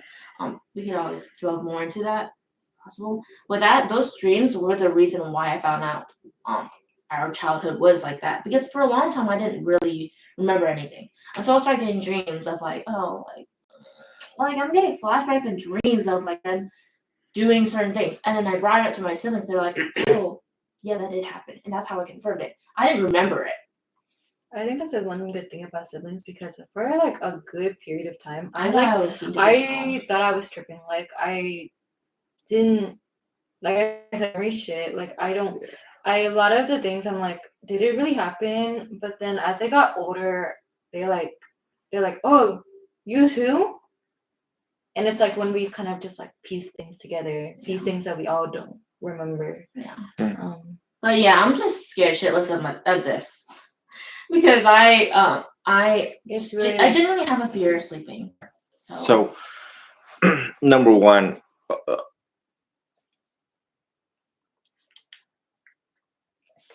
a lot of people go through. I mean, when they trained us in psychology, they told us addiction, trauma, and abuse. Keyword: abuse, psychological, physical, sexual, emotional, and then one of okay. Then your brain does these things, right, where it recalls these type of memories or give you dreams to protect you. The purpose of trauma and PTSD is so that it ensures that it prepares you not to, so that you won't put yourself no different than a snake bite, right? Whether you off at night right now wandering out there and you get hit, a snake bites you on your big toe, and you're gonna like remember that for a very long time, and then you can have dreams about it. You're gonna have like dreams like, oh my god, like every night I sleep, there's like this giant anaconda trying to like eat me, right? Because your brain is doing that so that you don't get hurt again. It is to ensure your survival. Right? One of best way to help alleviate the post-traumatic stress disorder is called narrative exposure therapy, which in turn is writing. And I record myself after I wake up and I talk about my dreams because they're very realistic and detailed. Yeah. Because I live days in them. So. And then so down the road you need to talk to a therapist about it, and you're probably going to need EMDR. Yeah, I know. Yeah. But you got to this far, and what I want you guys to really remind yourself is a lot of us go through these type of abuses, but we should never identify we shouldn't lean too much as a victim, because we fall into that mentality and it compounds our suffering. Always think of yourself as a fighter and resilient, and push yourself, get past it, because there's so much more to life to live for and live on and live about. You know what I mean? Because this is how people get into alcoholism, because they're like, well, this happened to me and I was abused and I was yelled at and I was hit, and so on and on. They use the word I a lot, which today I talked to your parents about the practice of the non-self, which you hit right dead on about, when I says pay attention to me, my, and I, me, my, and I, because it causes us suffering. We identify and attach on to taking things personally. And then I gave the Buddha obviously didn't have a laptop. The Buddha didn't have an iPad when he gave his teachings. The Buddha says, well, don't take things personally. And people tend to take their bodies personally, for example. And it's like, well, if you say this is my body, does it listen to you? And that's when you said, yeah, I am not my body. You are not your body. Because on the days that it gets sick and you try to will yourself not to get sick, it doesn't listen. So, but in regards to the past, I mean, we've gotten this far already in life. Now is where you apply your intelligence and the best science we know about PTSD in writing it down one last time, trying to own it, trying to process it so it has less power and influence over your thoughts and in your sleep and your subconscious and unconscious, so that you can do your internship and have fun at Panera and look forward to Disney World, And the renovation, let me know how it goes once it's done. There's yeah, I was thinking about that as I was taking a shower in there, and I was like kind of look around as a detective. I was minding little detective. Okay. I was just trying to like really just kind of like really kind of like a crime scene investigator. And I was just like, I wonder what's been going through along these walls all these years that I'm not here. And I like really thought about it. I'm like, all the memories that was done in this house. And the first question I asked Kenny was, do you like this house? And he's like, nah. Do you want to move in a new one? Mm. Do you like it here? Mm. What do you want done to it? Renovation. Sounds like him. Yeah, it's like him, right? So I'm also investigating the effects of the renovation and how it would improve your psyche, your psychology. I have faith that you're able to process this in a way, and I'm here to help you all process this in a way where we learn to forget. And there's many things painful in my life where I was cheated on. Here's my ex-girlfriend who cheated on me with my best friend and another best friend. Oh, that's very dramatic. Eventually down the road I forgot about it. And my best friend who died and my grandmother who died, eventually I did forget about it. The brain really, but there's a process along the way, and I hope to bring that to you at a high rate of speed, teaching you all the world-class teachings, world-class instructions on how we can use the mind to fix the mind. Use the one thing that causes us a lot of problems to fix itself, which is a very hard thing to do, but it can be done because I'm living proof that it can be done. Yeah. And then maybe down the road, if the renovation doesn't work out, I need to have a conversation with your dad and be like, maybe we probably need to look at another house or build another one. Or I don't know. But I think that you all made it this far and, making changes here and there, move some things around. Since we're getting You older. can, yeah, and you can move out too, yeah. I think that's another option to explore. Independence and autonomy, of which if you guys want to go that route, give me a year so I can make sure that you're like adults with armors to step into the world with bows and arrows. Make you a better warrior. Moving out has always been part of the conversation. I since know. I was just thinking about that. Okay. Yeah. I mean, Tell me. like, Yeah. listen, even in the conversation of divorce, we were talking about like potential divorce. You know what I mean? Mhm. We were like, hey, you guys can move to PA if you want, like Pennsylvania. I'm still staying here because of school. My mother has like, it's like it's her nest or something, and she's like us, which I get it. Like she's for her children, I get it, but it's like, okay, you guys can stay here, but I'm also like, I'm truly, I need to learn how to kind of navigate life as my own being and not just have this like hovering presence over my shoulder. And it's like, I said this earlier, but I feel like I don't want to leave these two at home because I'm like, there could be things that could happen and I'm not there. I don't want that to happen. So they need to fix it so I can feel comfortable to leave. I told your mother about Lena crossing the street yesterday. The work I told her about, like you gonna go see Bella after work. You Yeah. work. Then What Oh, about you work across the street? No, wait, what? okay, let's say. Oh my goodness. Okay. Yeah. Okay. Apparently, Lena wanted to cross the street to see you, Yeah, she did. and she objected. She's like, "Nah, don't do it." She's obviously Sorry, continue. Go ahead. No, I was gonna say I was, very suicidal, but I was like, I want to see Bella, so I'm not gonna stand in the middle and do that. But I went to see Bella. But I understand. I'm not gonna do I think that. It's it's really really embarrassing. sexy. I know. I'm concerned for the sexy. There's a line. I think that I've always been kind of very like just really careful with my words when it comes to my mother with Maya and talking about my boundaries and it's like I understand her caring and her want to care for us and she wants us to be safe, but at the same time is it caring for us if it's if it's not letting us be our own people and learn these things, like even if we did get hurt, like obviously there's things to care about and it's our safety and our life, but if we get hurt, like there's a fine line with everything, and it even If we were gonna We should let you grow. Yeah. yeah. You know funny about my mom?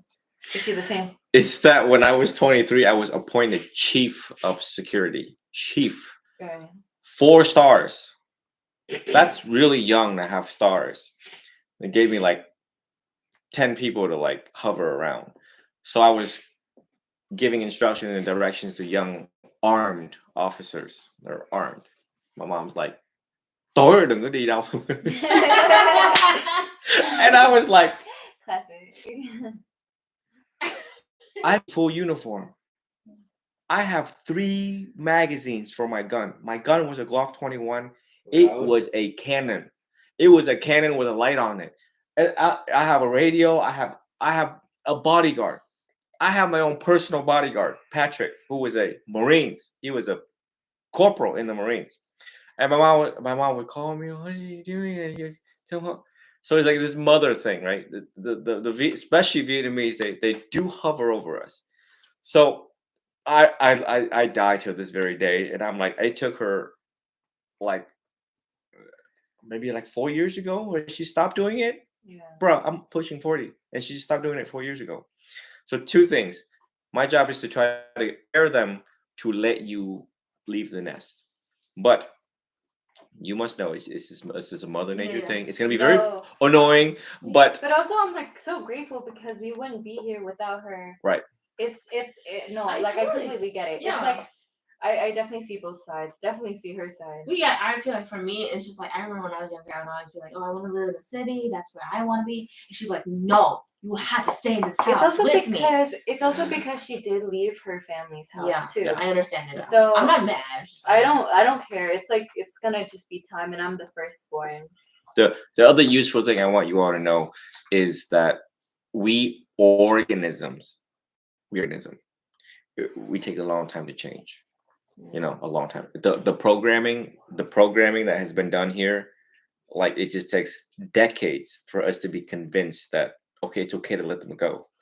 Like my mom, 30-something years old. And it's so funny. I'm like, maybe she doesn't believe that I do this as a job. And so I like take my mom, like, Mom, come on, come to college. These are my professors. Mom, come to work with me. These are who reports back to me, Mom. Look, they all have guns. Okay. I have a gun too. Okay. Like, what are you worried about? It's so funny. Decades after decades of proving to my mom. It never worked, and I'm like, I just wasted like 3 decades of talking to this woman. Like, I'm tripping, right? So, your mom, that's what's right about moms. That's and that's my job, right? And then it becomes my job. Sue, help me out here. All right, so Sue's gonna talk to them and ease them into letting the bird fly away from the nest. It's gonna be hard, but I'm gonna ease her. And I told her, I said, "Chị, mấy đứa này nó lanh như sóc." Lanh như sóc. That means you're so quick and intelligent. You're like a chipmunk. You know? You're like a chipmunk. I mean, have you seen like squirrels? I know watching them. You know, lan is quick. Sóc is chipmunk or like squirrel, right? They're like this. Like I'm like, and then I told your mom, I said, "Go ahead. Somebody try to kidnap Lena. Bắt cóc nó. Try." She will scream, she will kick, she will punch somebody in the balls. She will kick somebody in the balls and still make it home. You know, it's very hard. Kenny, he's 14. Kenny, I'm going to try to make my time, my monastic life, to come visit you guys more often and hang out with Kenny. You know what I mean? His growth and development probably got stunted by all of this, but he's also 14. So we have to watch Kenny just a little bit longer until he's 16 and he can drive again. I got to reassess when he's driving again and his job and his relationship. Hopefully Kenny reach out to me more so that I can you too. I ain't worried about it. Oh, hell no. Go ahead. You can survive right now on your own. Don't do it. The right time and then do it. You know what I mean? I have belief that if I send you out here right now with $5,000, you get your own place, you can do, you can pay your own bills and all that and survive as sisters, right?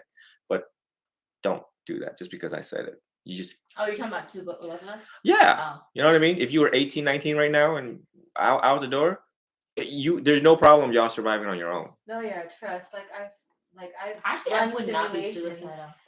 I I don't think I would. it's really the environment, and nobody it's yeah. People face difficulties every single day. It's really the environment you're around. And the other philosophy for the parents to comfort the parents, thông tin an ủi cho cha mẹ is if nó muốn đi ra ngoài đời để cho đời dạy nó, cha mẹ chuẩn bị nó.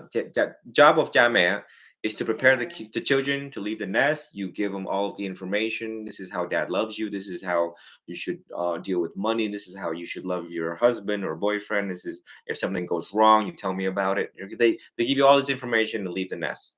And then if they feel like you don't listen to them, let đời dạy you. Let đời teach you. Let life teach you. I know. Let that you. That sounds The weird. English. Yeah. Right. Yeah. Yeah. Let life teach them. This is what when I asked my father, like, how did grandpa, who was very enlightened, teach you all? And my dad says he did the minimum required, and he says để đời dạy nó. And I was like, really?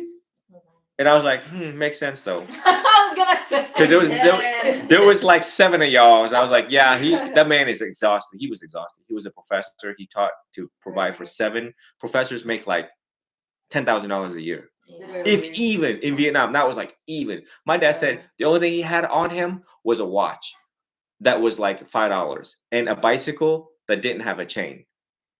I don't know how he got around, but Literally. they're like dirt poor. So of course he's gonna say let đời dạy. He's not gonna have teaching daytime. He's not gonna teach nighttime. So, but that's okay. I mean, we have a long list for your parents to do, but just do the best that you can, and always remember Sue and what Sue told you. And if you forget, go back to the recording, and just do you. They're gonna try to leave you alone as possible. I'm gonna try to get them to leave you alone and not hover over you. I know your mom is always on you. She got to really observe. She's been taught the art of observations. That means wang sack. You just watch. Don't let everything they do to piss you off, or you have to stop reacting to small things all the time, especially if it's not dangerous.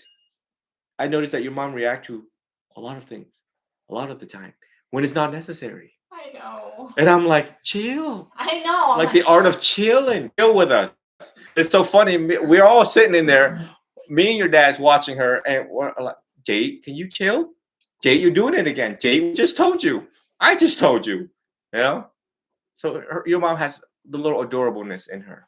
It's really It is cute. really cute. It is really cute. And sometimes She's we so children, boring. sometimes you have to be the bigger adults, and the bigger adults don't let little shit bother you.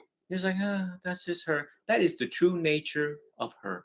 And nothing is Yeah, gonna I mean, change That's things. how it was. This is literally how I That's how That's I roll. how I I don't roll. care, like, No, literally a few months ago when I was like literally like my therapist, my other therapist before this one, she was like, "Yeah, you're good, you're fine." Because I was like, "Oh, I let them do their own stuff. I don't really care. Let them roll. It doesn't affect me in any way. Nothing." And then this happened. So yeah. So every time I think through time, I think what happened to me too when my mom was Yeah. like, "Con ơi, nhớ gọi má khi con đi làm nhé." Like, Mom, I have a Glock 21. As I'm leaving the house, Mom. Look it up. Google Glock 21. And I close the door. I get in the car, I start my car. I'm like, adorable little she. Just drive. Whatever. So, you got to look at it as not annoying, but look at it as cute. It's just her. It's just her. And the older, they're getting older anyways. And we scare the hell out of them by telling them, you're not gonna have sức to do this. You need to reserve your energy, your sức Exactly, man. to focus on you. Focus on your flaw and your problems. And your dad too, like, anh chị rảnh quá, anh chị sâu rảnh, anh chị cãi lộn với nhau over the littlest small shit in this house. Anh chị need to focus on anh chị. Focus on you, reserve your energy. You're not gonna have energy. You already got low back pain. You can't even walk in the car. You've been having, problems. So like focus on you. So I'm just gonna remind them that, I'm just gonna remind them.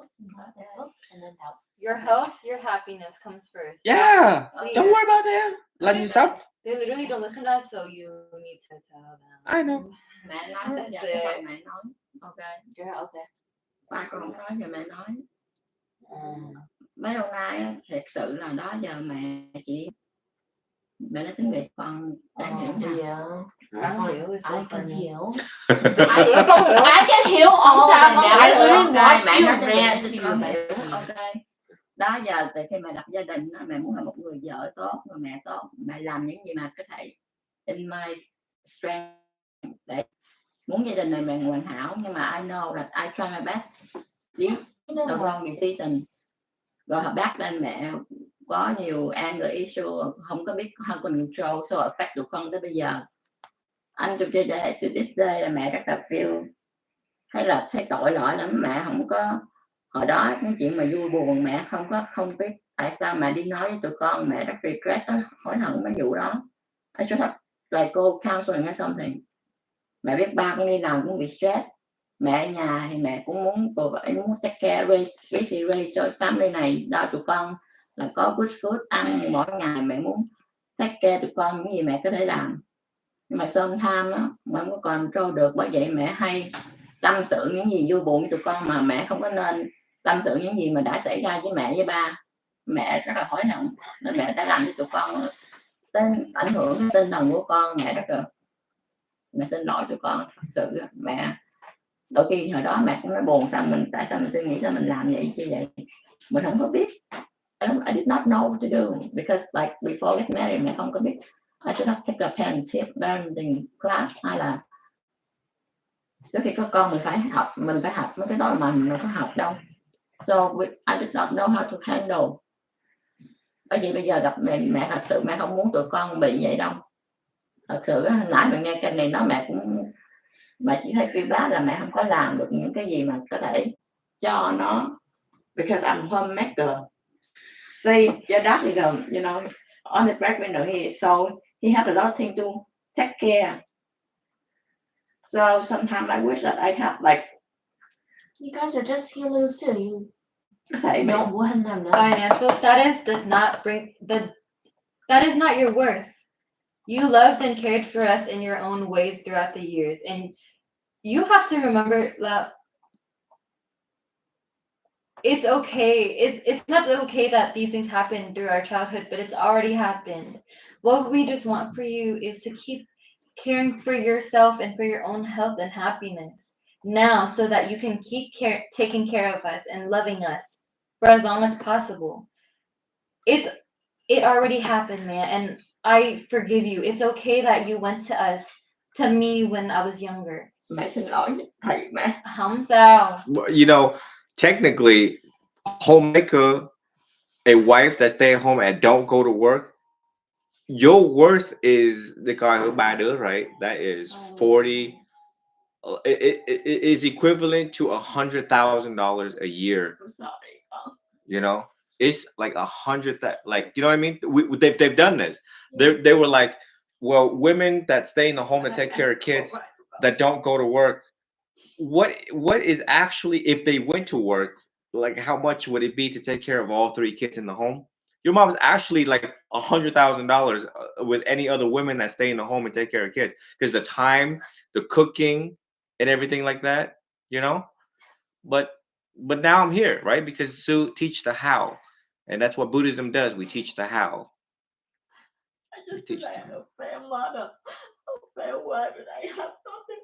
I cannot. How come that the whole thing happened like this? It's not your fault. You need to stop. Man, you might feel like it's your fault, but it isn't. I've been trying not to cry, but I don't know why today. It's okay to cry. Come out. It's okay. Nếu muốn khóc thì You know, khóc. that I found out about your dad. I didn't cry. You came home and you cried. I tried to stay strong for you all. Yeah, staying strong can also look like crying. You're still strong right now. I think your mom is phenomenal. I told her that. I said, Yes. she was raised 3 kids at home. Well, if she wasn't here, oh hell, I don't know how this house would look like. And you know that I know I can't pain on you. That's why I tried to forget that I contact Sue. Gọi Sue because I don't want you three. Yeah, you know. You're trying your best. You asked for help during the right times. Mẹ không có muốn tụi con như vậy mà con đòi sống về chết. Man, this entire conversation is because of you. Because you reached out. I didn't know that, then no one else reached out. She's the only one that reached out. I feel like hopeless. I have nothing to do. I don't know what to do. But that's why I contact you. Or whoever can help me to save it. Family and marriage. I don't want to have like a family without father, without mother, All I get is a happy family and healthy kids. You know, No, I don't care about money. I don't know. I just start to make it so I can really have a good family. I just feel like sometimes I don't go out work. I feel like I don't have the value. I don't have a say in this family. Your kids would never turn out like this if you went to work. If you went to work, they would never be like this. They needed a mom to come home to. Now you have nothing to be sorry for. I'm just sorry you that tried. I just sorry because the damage is already done. I cannot fix. I wish I can go back so I can have done differently. So we don't have to face this day. You You should know, be proud of I- yourself for acknowledging all that. A lot of people would be scared to acknowledge. Yeah, what remember, you've it's done. your first time living too. People make mistakes.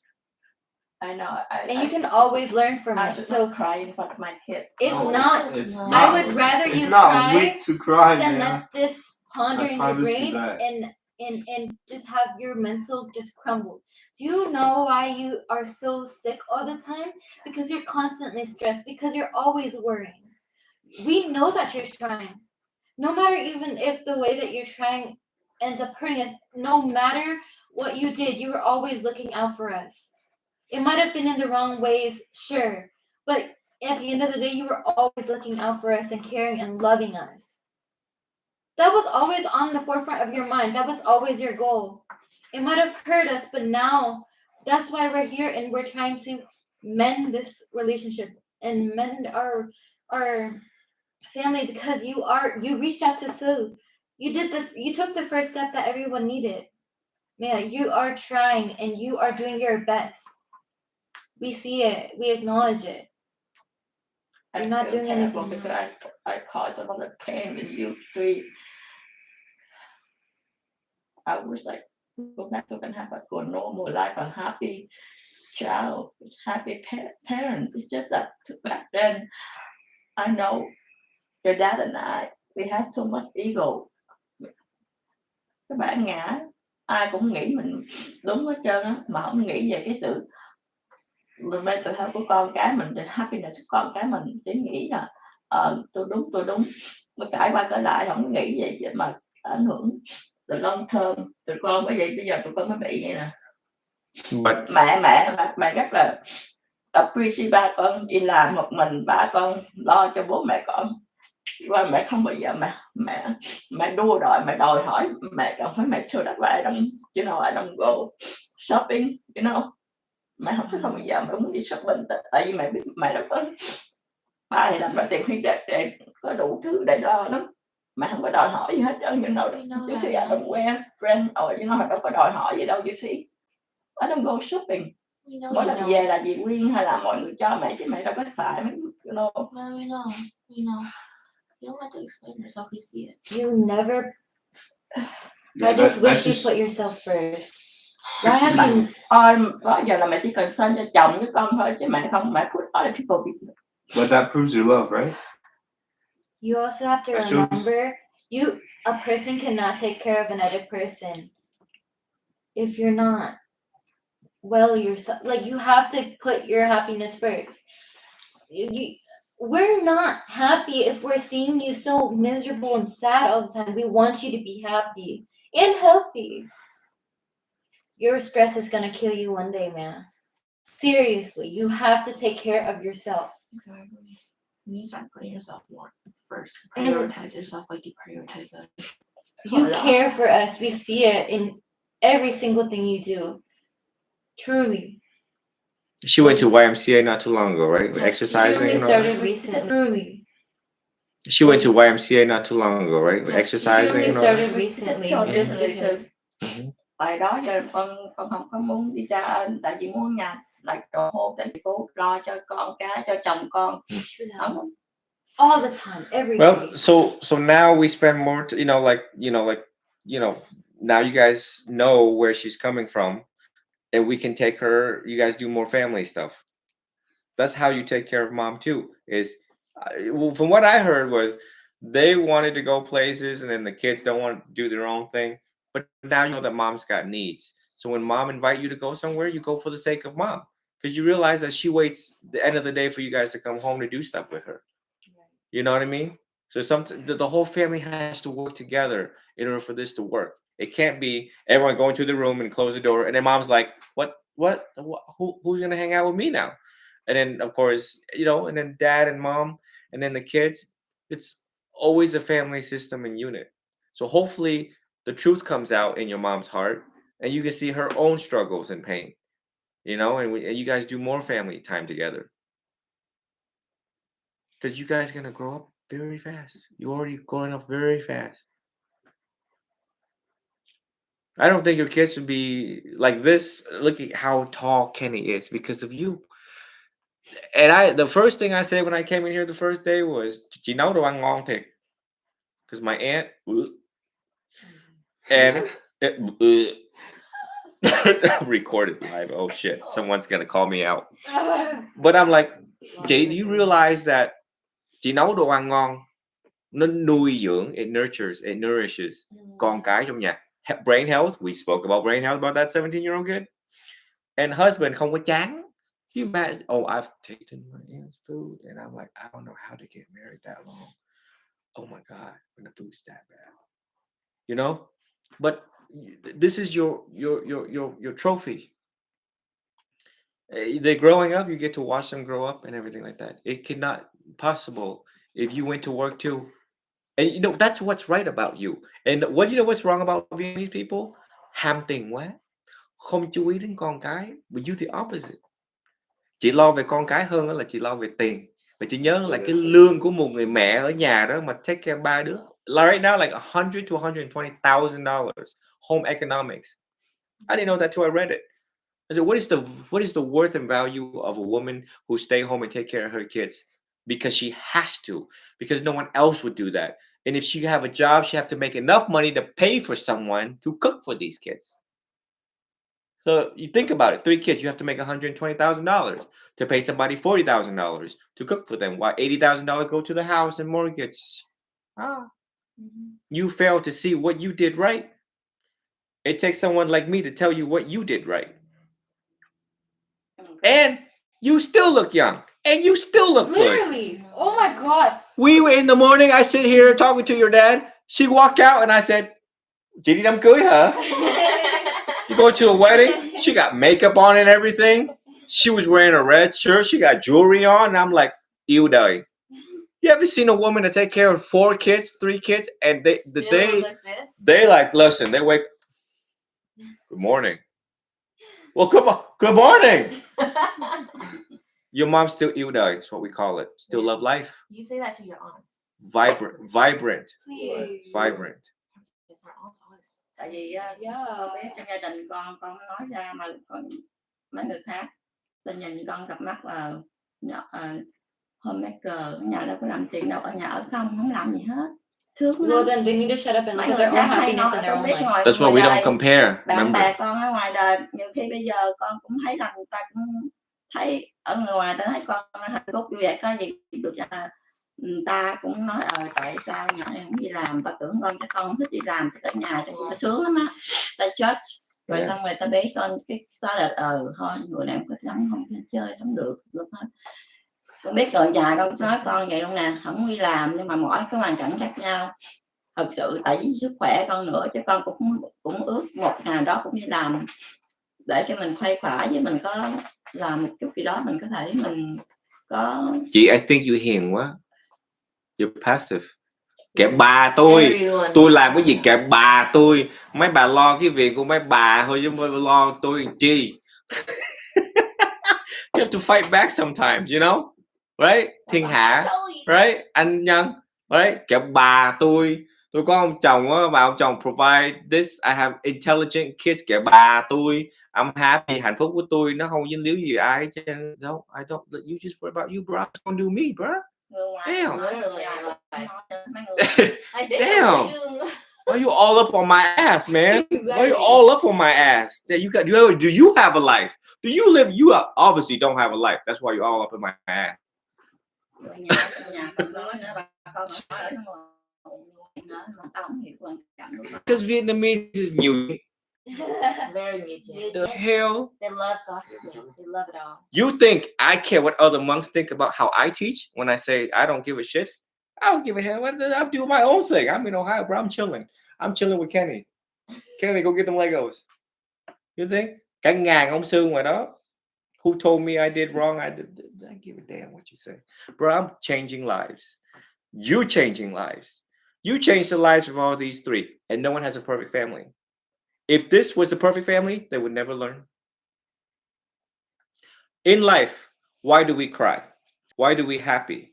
Happy, cry, joy, tears, sorrow, and pain. Because the Buddha said it's going to happen. The human realm is a favorable realm. Being human is favorable. Why? But nhưng mà con khổ quá, but there's so much suffering. Wrong. You need a mixture of suffering and happiness together, like up and down, like EKG, which you're going to be seeing, right? EKG meaning you're still living. If it's flat, we have a problem. If life is flat, we have a problem. Indeed, we identify that there's suffering in this home, but it's nothing that we cannot fix, right? There's nothing that we cannot fix. What is permanent here? There's nothing permanent here. They will change. Their emotions will change. Their thinking thoughts will change. Let's look at them. They're smart enough to change. They're not like any other kids. That's why I agreed to come down, because I know you guys are smart enough that this whole family can change. Tu là gì? Tu is change. Tôi tu tại vì tôi muốn thay đổi. Tôi thay đổi cho cái hạnh phúc gia đình của tôi. Thì con chỉ nói là qua những cái sự cố này thì con rất một bài học cho chồng con với con, cho mọi người. Thì con ngon mọi người cũng lại ấy. Cảm ơn sư Hiền.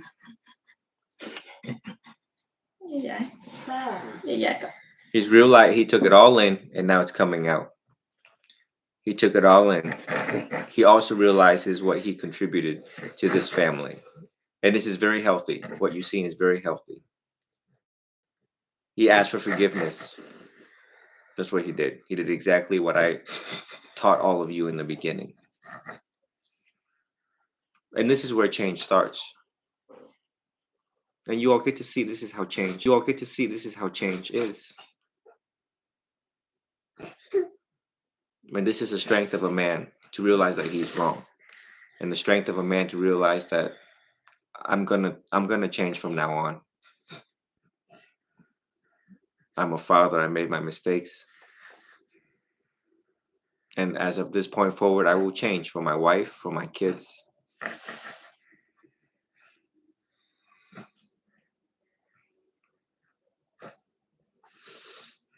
I have a lot of respect for your father. He is a very respectful man ever since we met. And men make mistakes. But he's a very courageous man. And that's why I know he's going to change. Because all the men that I have met out there, some are very hard-headed, some very cứng đầu. But your father has a heart that I believe he will change. So you all should forgive him. Because he realized the magnitude of the impact. He took it all in ever since we started speaking.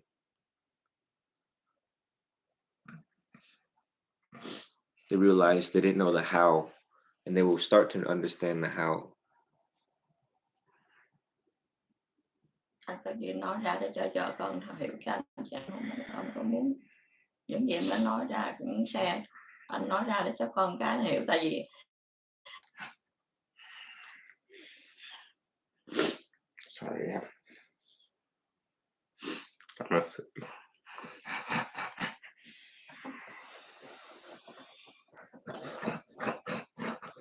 đúng rồi.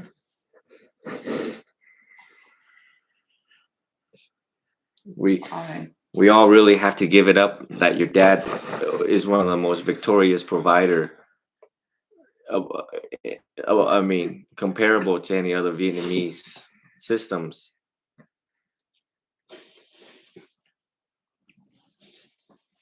I think he's a very, very victorious man as a provider in his family. Thật sự ra không có anh, không có ai. Vợ con không có được ngày này đâu. Oh, I know it. I know it. We do appreciate, grateful to have him. But I fail. I kiss my wife. I think you made a mistake. I don't think you failed. You have a lot of things on your shoulder. Not only for me, That's not for an kids, excuse. but you have other family, your parents, sister. You have a lot of things to take care. A lot of things that's happening in your mind, your shoulder. That's why cái gì cũng anh lo hết trơn á. Yeah, and That's why sometimes they stress. You should have open to us. his sister was diagnosed, right? Right, and the parents asked him to take care of the sister too, right? That situation by Yeah. himself. The Because world weighed on your dad's shoulder about his sister, and he didn't tell anyone about it. tại vì he's a middle child. Yeah, His young brothers moved away, so everything over here is us on him. Có mình thôi. Yeah. Còn em út mẹ bên kia với vợ rồi không có phụ gì hết. Còn có người chị mà cũng bị bệnh. yeah. Tâm thần đắc vai. Rồi ba má già cả nữa, so ảnh có nhiều chuyện để lo. I Hết know. vợ con rồi cho ba má. I know. It's no excuse. No, But you can only do so much. You can only do so much, you know. Every time when your dad smile, and his respect for me is a mask of how much he's holding inside, and he's not exploding yet.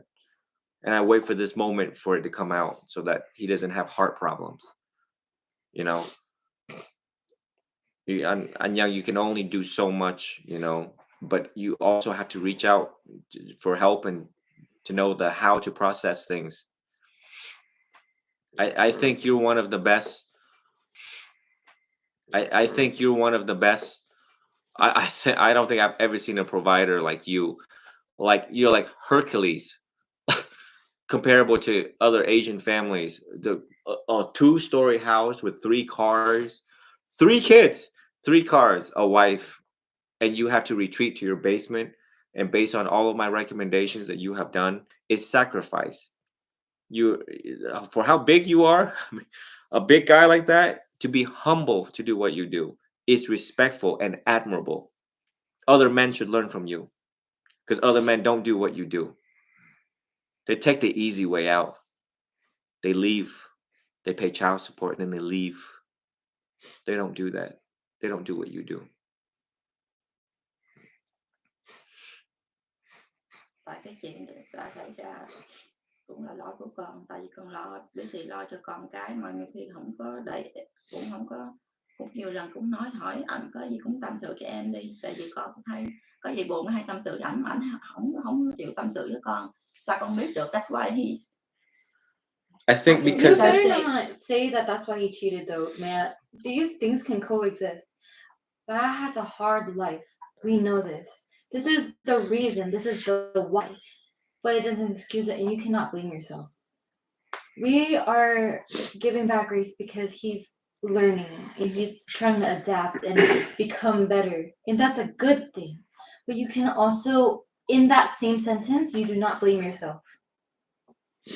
I think our culture says to remain strong and to hold our feelings in, you know, and it goes with men and women. So everyone has to hold their grounds, but it's not healthy. I think everyone here learns that, number one, our culture isn't really that helpful, and we have to learn a new way to live as a family and to talk to each other and say it's okay, honey, you know. And we're all learning how to talk again to each other. You know, we're all learning how to talk to each other again. And I think your dad made a mistake, but it's a common mistake in Vietnam. It's not a rare mistake. Is it right? It's not right. But I think he realizes, so sometimes, you know, men, they wear the wedding ring. They make these mistakes because they forget what is waiting back at home. But it's very common because humans, we simply forget, even though we wear this ring, you know? And I think that your dad realizes his mistake. And when you get to this age, when you get to your father's age, you realize that, wow, I too make this mistake. So many cheaters out there. They have even cheating shows. They have private investigators. Is like 90% of people cheat in some way. And cheating doesn't mean that you have to sleep with someone. Cheating means that you can text someone, emotional cheating, psychological cheating, and not just physical cheating, you know? But the cheating is also a cry for help. It's not an action meant to hurt. It's an action that could also means I'm asking for help and no one's reaching out to me. So we also have to have compassion for him. I want to condemn, but at the same time, I know why people cheat. And does it sucks and it hurts? It does. It hurts a lot of people. Like my own mom. You remember that? Remember, like my daddy was a serial cheater. Serial cheater. I spent half my life understanding the why people cheat. But if I tell you now, you probably won't fully understand it until you're an adult. But how we should look at it is a man that's willing to change, a man that's willing to turn around and still continue to provide for the family. And he's been so attentive in the morning, and he's been opening that book, Dr. Tim McGraw, the relationship rescue book. So he's putting forth the effort, and it's my job to track their progress. That's why they have mandatory homework to prove to me that they're going to go through this and for the right reason, to be together for the right reason. If they lie, I will know about it. I'm holding them responsible because I answer to you also. I serve the people as a representative of the Buddha. So I also have to answer to the children who are looking up to me to make sure the parents are doing the right thing. It's a very balanced view of the middle way. So I think that tonight, I think we'll all come to a very good and deep understanding in this family that has been very surface level. And based on how I brought everything forth to all of you, it went deep into the heart, and the heart was bleeding and the crying. But now everyone understands where everyone is coming from. Your responsibility as sons and daughters, their responsibility as husbands and wife. And now we come together to heal. Healing is necessary now, forward, for the sake of their health, for the sake of your health. If your dad gets sick and he can't provide anymore, it's a big problem because the bills never stop coming.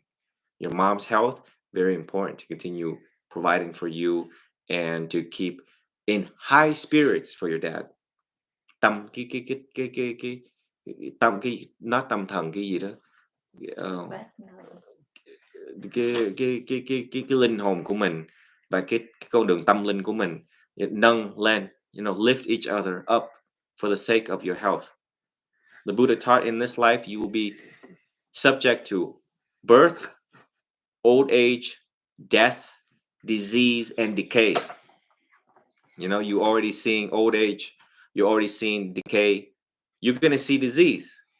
So this is a pivotal moment, a very critical juncture for all of you to take care of each other's health, and I hope that you all forgive your parents and you all tell them that. I think they really want to hear that at this forward, we forgive you for trying the best that you can. And we really understand, and to really be the bigger person in this. Sometimes the kids are a bigger person than the adults. And they wait to hear it because you see here that your parents understand the weight of the impact that they have inflicted onto you. If you find it in your heart to tell them tonight, I think it'll be very healing for them.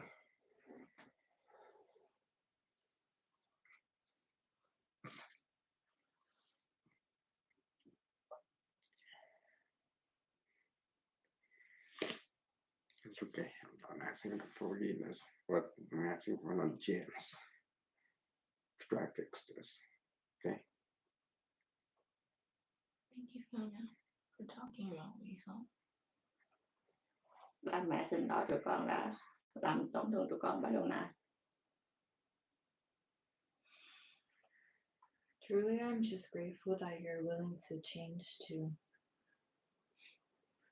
Also, I'm finally happy that you guys are opening up I also want Me to, too. after years.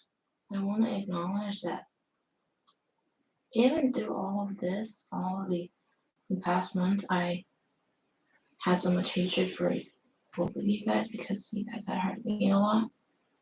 Just to acknowledge that Mia are truly great individuals and you are beautiful people who have shown me recently that you have the courage to want to change and want to listen and adapt for us because you love us a lot. And I can see that. And then we all can see how much hard work you put into raising us and loving us. And I see how you take care of the people around you, including the family. And for that, you have so much going on. And I truly, even before all this, I talked about how great of a person you are for taking care of your family and being a role model to so many people, including Gong. That's a great thing to be such a great role model for so many people. And you are still that same person I talked about back then. That hasn't changed. So thank you for saying sorry. Okay. Cảm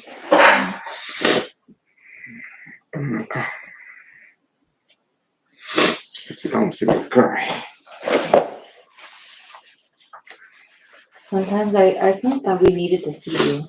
I think we just felt like you didn't feel anything, which you obviously do, but I think seeing you so human made us really feel that you're trying and willing to learn and adapt. So truly thank you, Bame, for allowing us to see you as so human, not just those parents.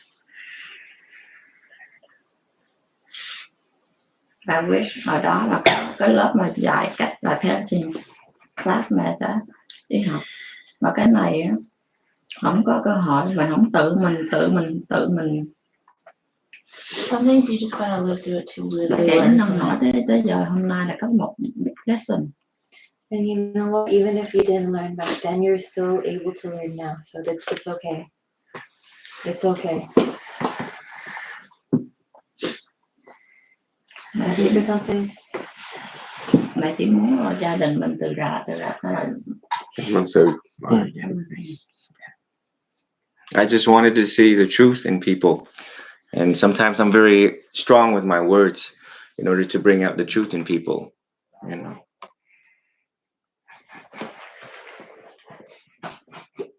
It's okay.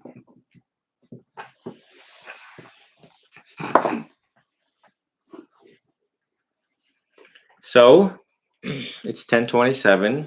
Now you guys have a lot of things to look forward to. You all need to take a walk for fresh air. I think a good recommendation and advice is everyone put your shoes on and take a walk, get some fresh air, and ready for a victorious day tomorrow. Tonight is the last night I will be seeing you all because I have to work at from 9 to 12. And then after that, I'm probably going to talk a little bit more with your parents. And then followed by my departure at 6. They're going to drop me off and then Bella off. And then Lena off along with mom. So probably me, Kenny, and you're going to be at work, right? No, I'll probably have class. Mm-hmm. So Kenny and Dad and myself will be gone, and I'm gonna go there and put all the stuff together and plan for you all to come down. But prepare for a good. This is the best outcome I could ask for. The truth came out. The children know what's going on. The parents know what's going on. You all need a vacation after this, and the vacation is already planned and booked. You know, you guys just continue doing what you're doing. Go back to CBT if you're feeling the way that you do. But this is such a groundbreaking point. Good best outcome ever. But this is such a groundbreaking point. Good best outcome ever. I didn't realize all this was going to unfold, and so I'm really proud of everyone for doing the best that they can and being here it's very courageous that you all sit here in front of me, and I still can't believe some of the things that happened tonight. And I will continue to be here for you no matter where I am in the world. I will always be here for you. And if it's an emergency, I will leave Vietnam and be here overnight, like I have. I've been known to just book a ticket and just be here. So, um, Y'all even more not knowing this is gonna happen. yeah, I couldn't even digest, but it went down. It's good, you know. But this is the joy of my work is I studied a very long time to wait for moments of change, and if I can affect 1 out of 5 of you, I've done my job. But tonight I think I got all 5 to look in a different way. Cái cách nhìn, hạnh phúc tùy cách nhìn. Happiness depends on how you see things, and I think you all see things differently after tonight. So I know tonight was a lot of emotional impact on people. So I mean, I really suggest we should just walk 1 block together. Can we do that for me last night? Okay. Cảm ơn sư nhiều. Yes. Thành công. Well, let's take a walk together so we can clear our heads and then sleep really good at night, huh? Cảm ơn sư. Okay. Just take a walk together, huh? Let's celebrate, huh? The books. The books. Do you are wanna watch nice. together or do you wanna? They're what? They're nice? Yeah. Which books?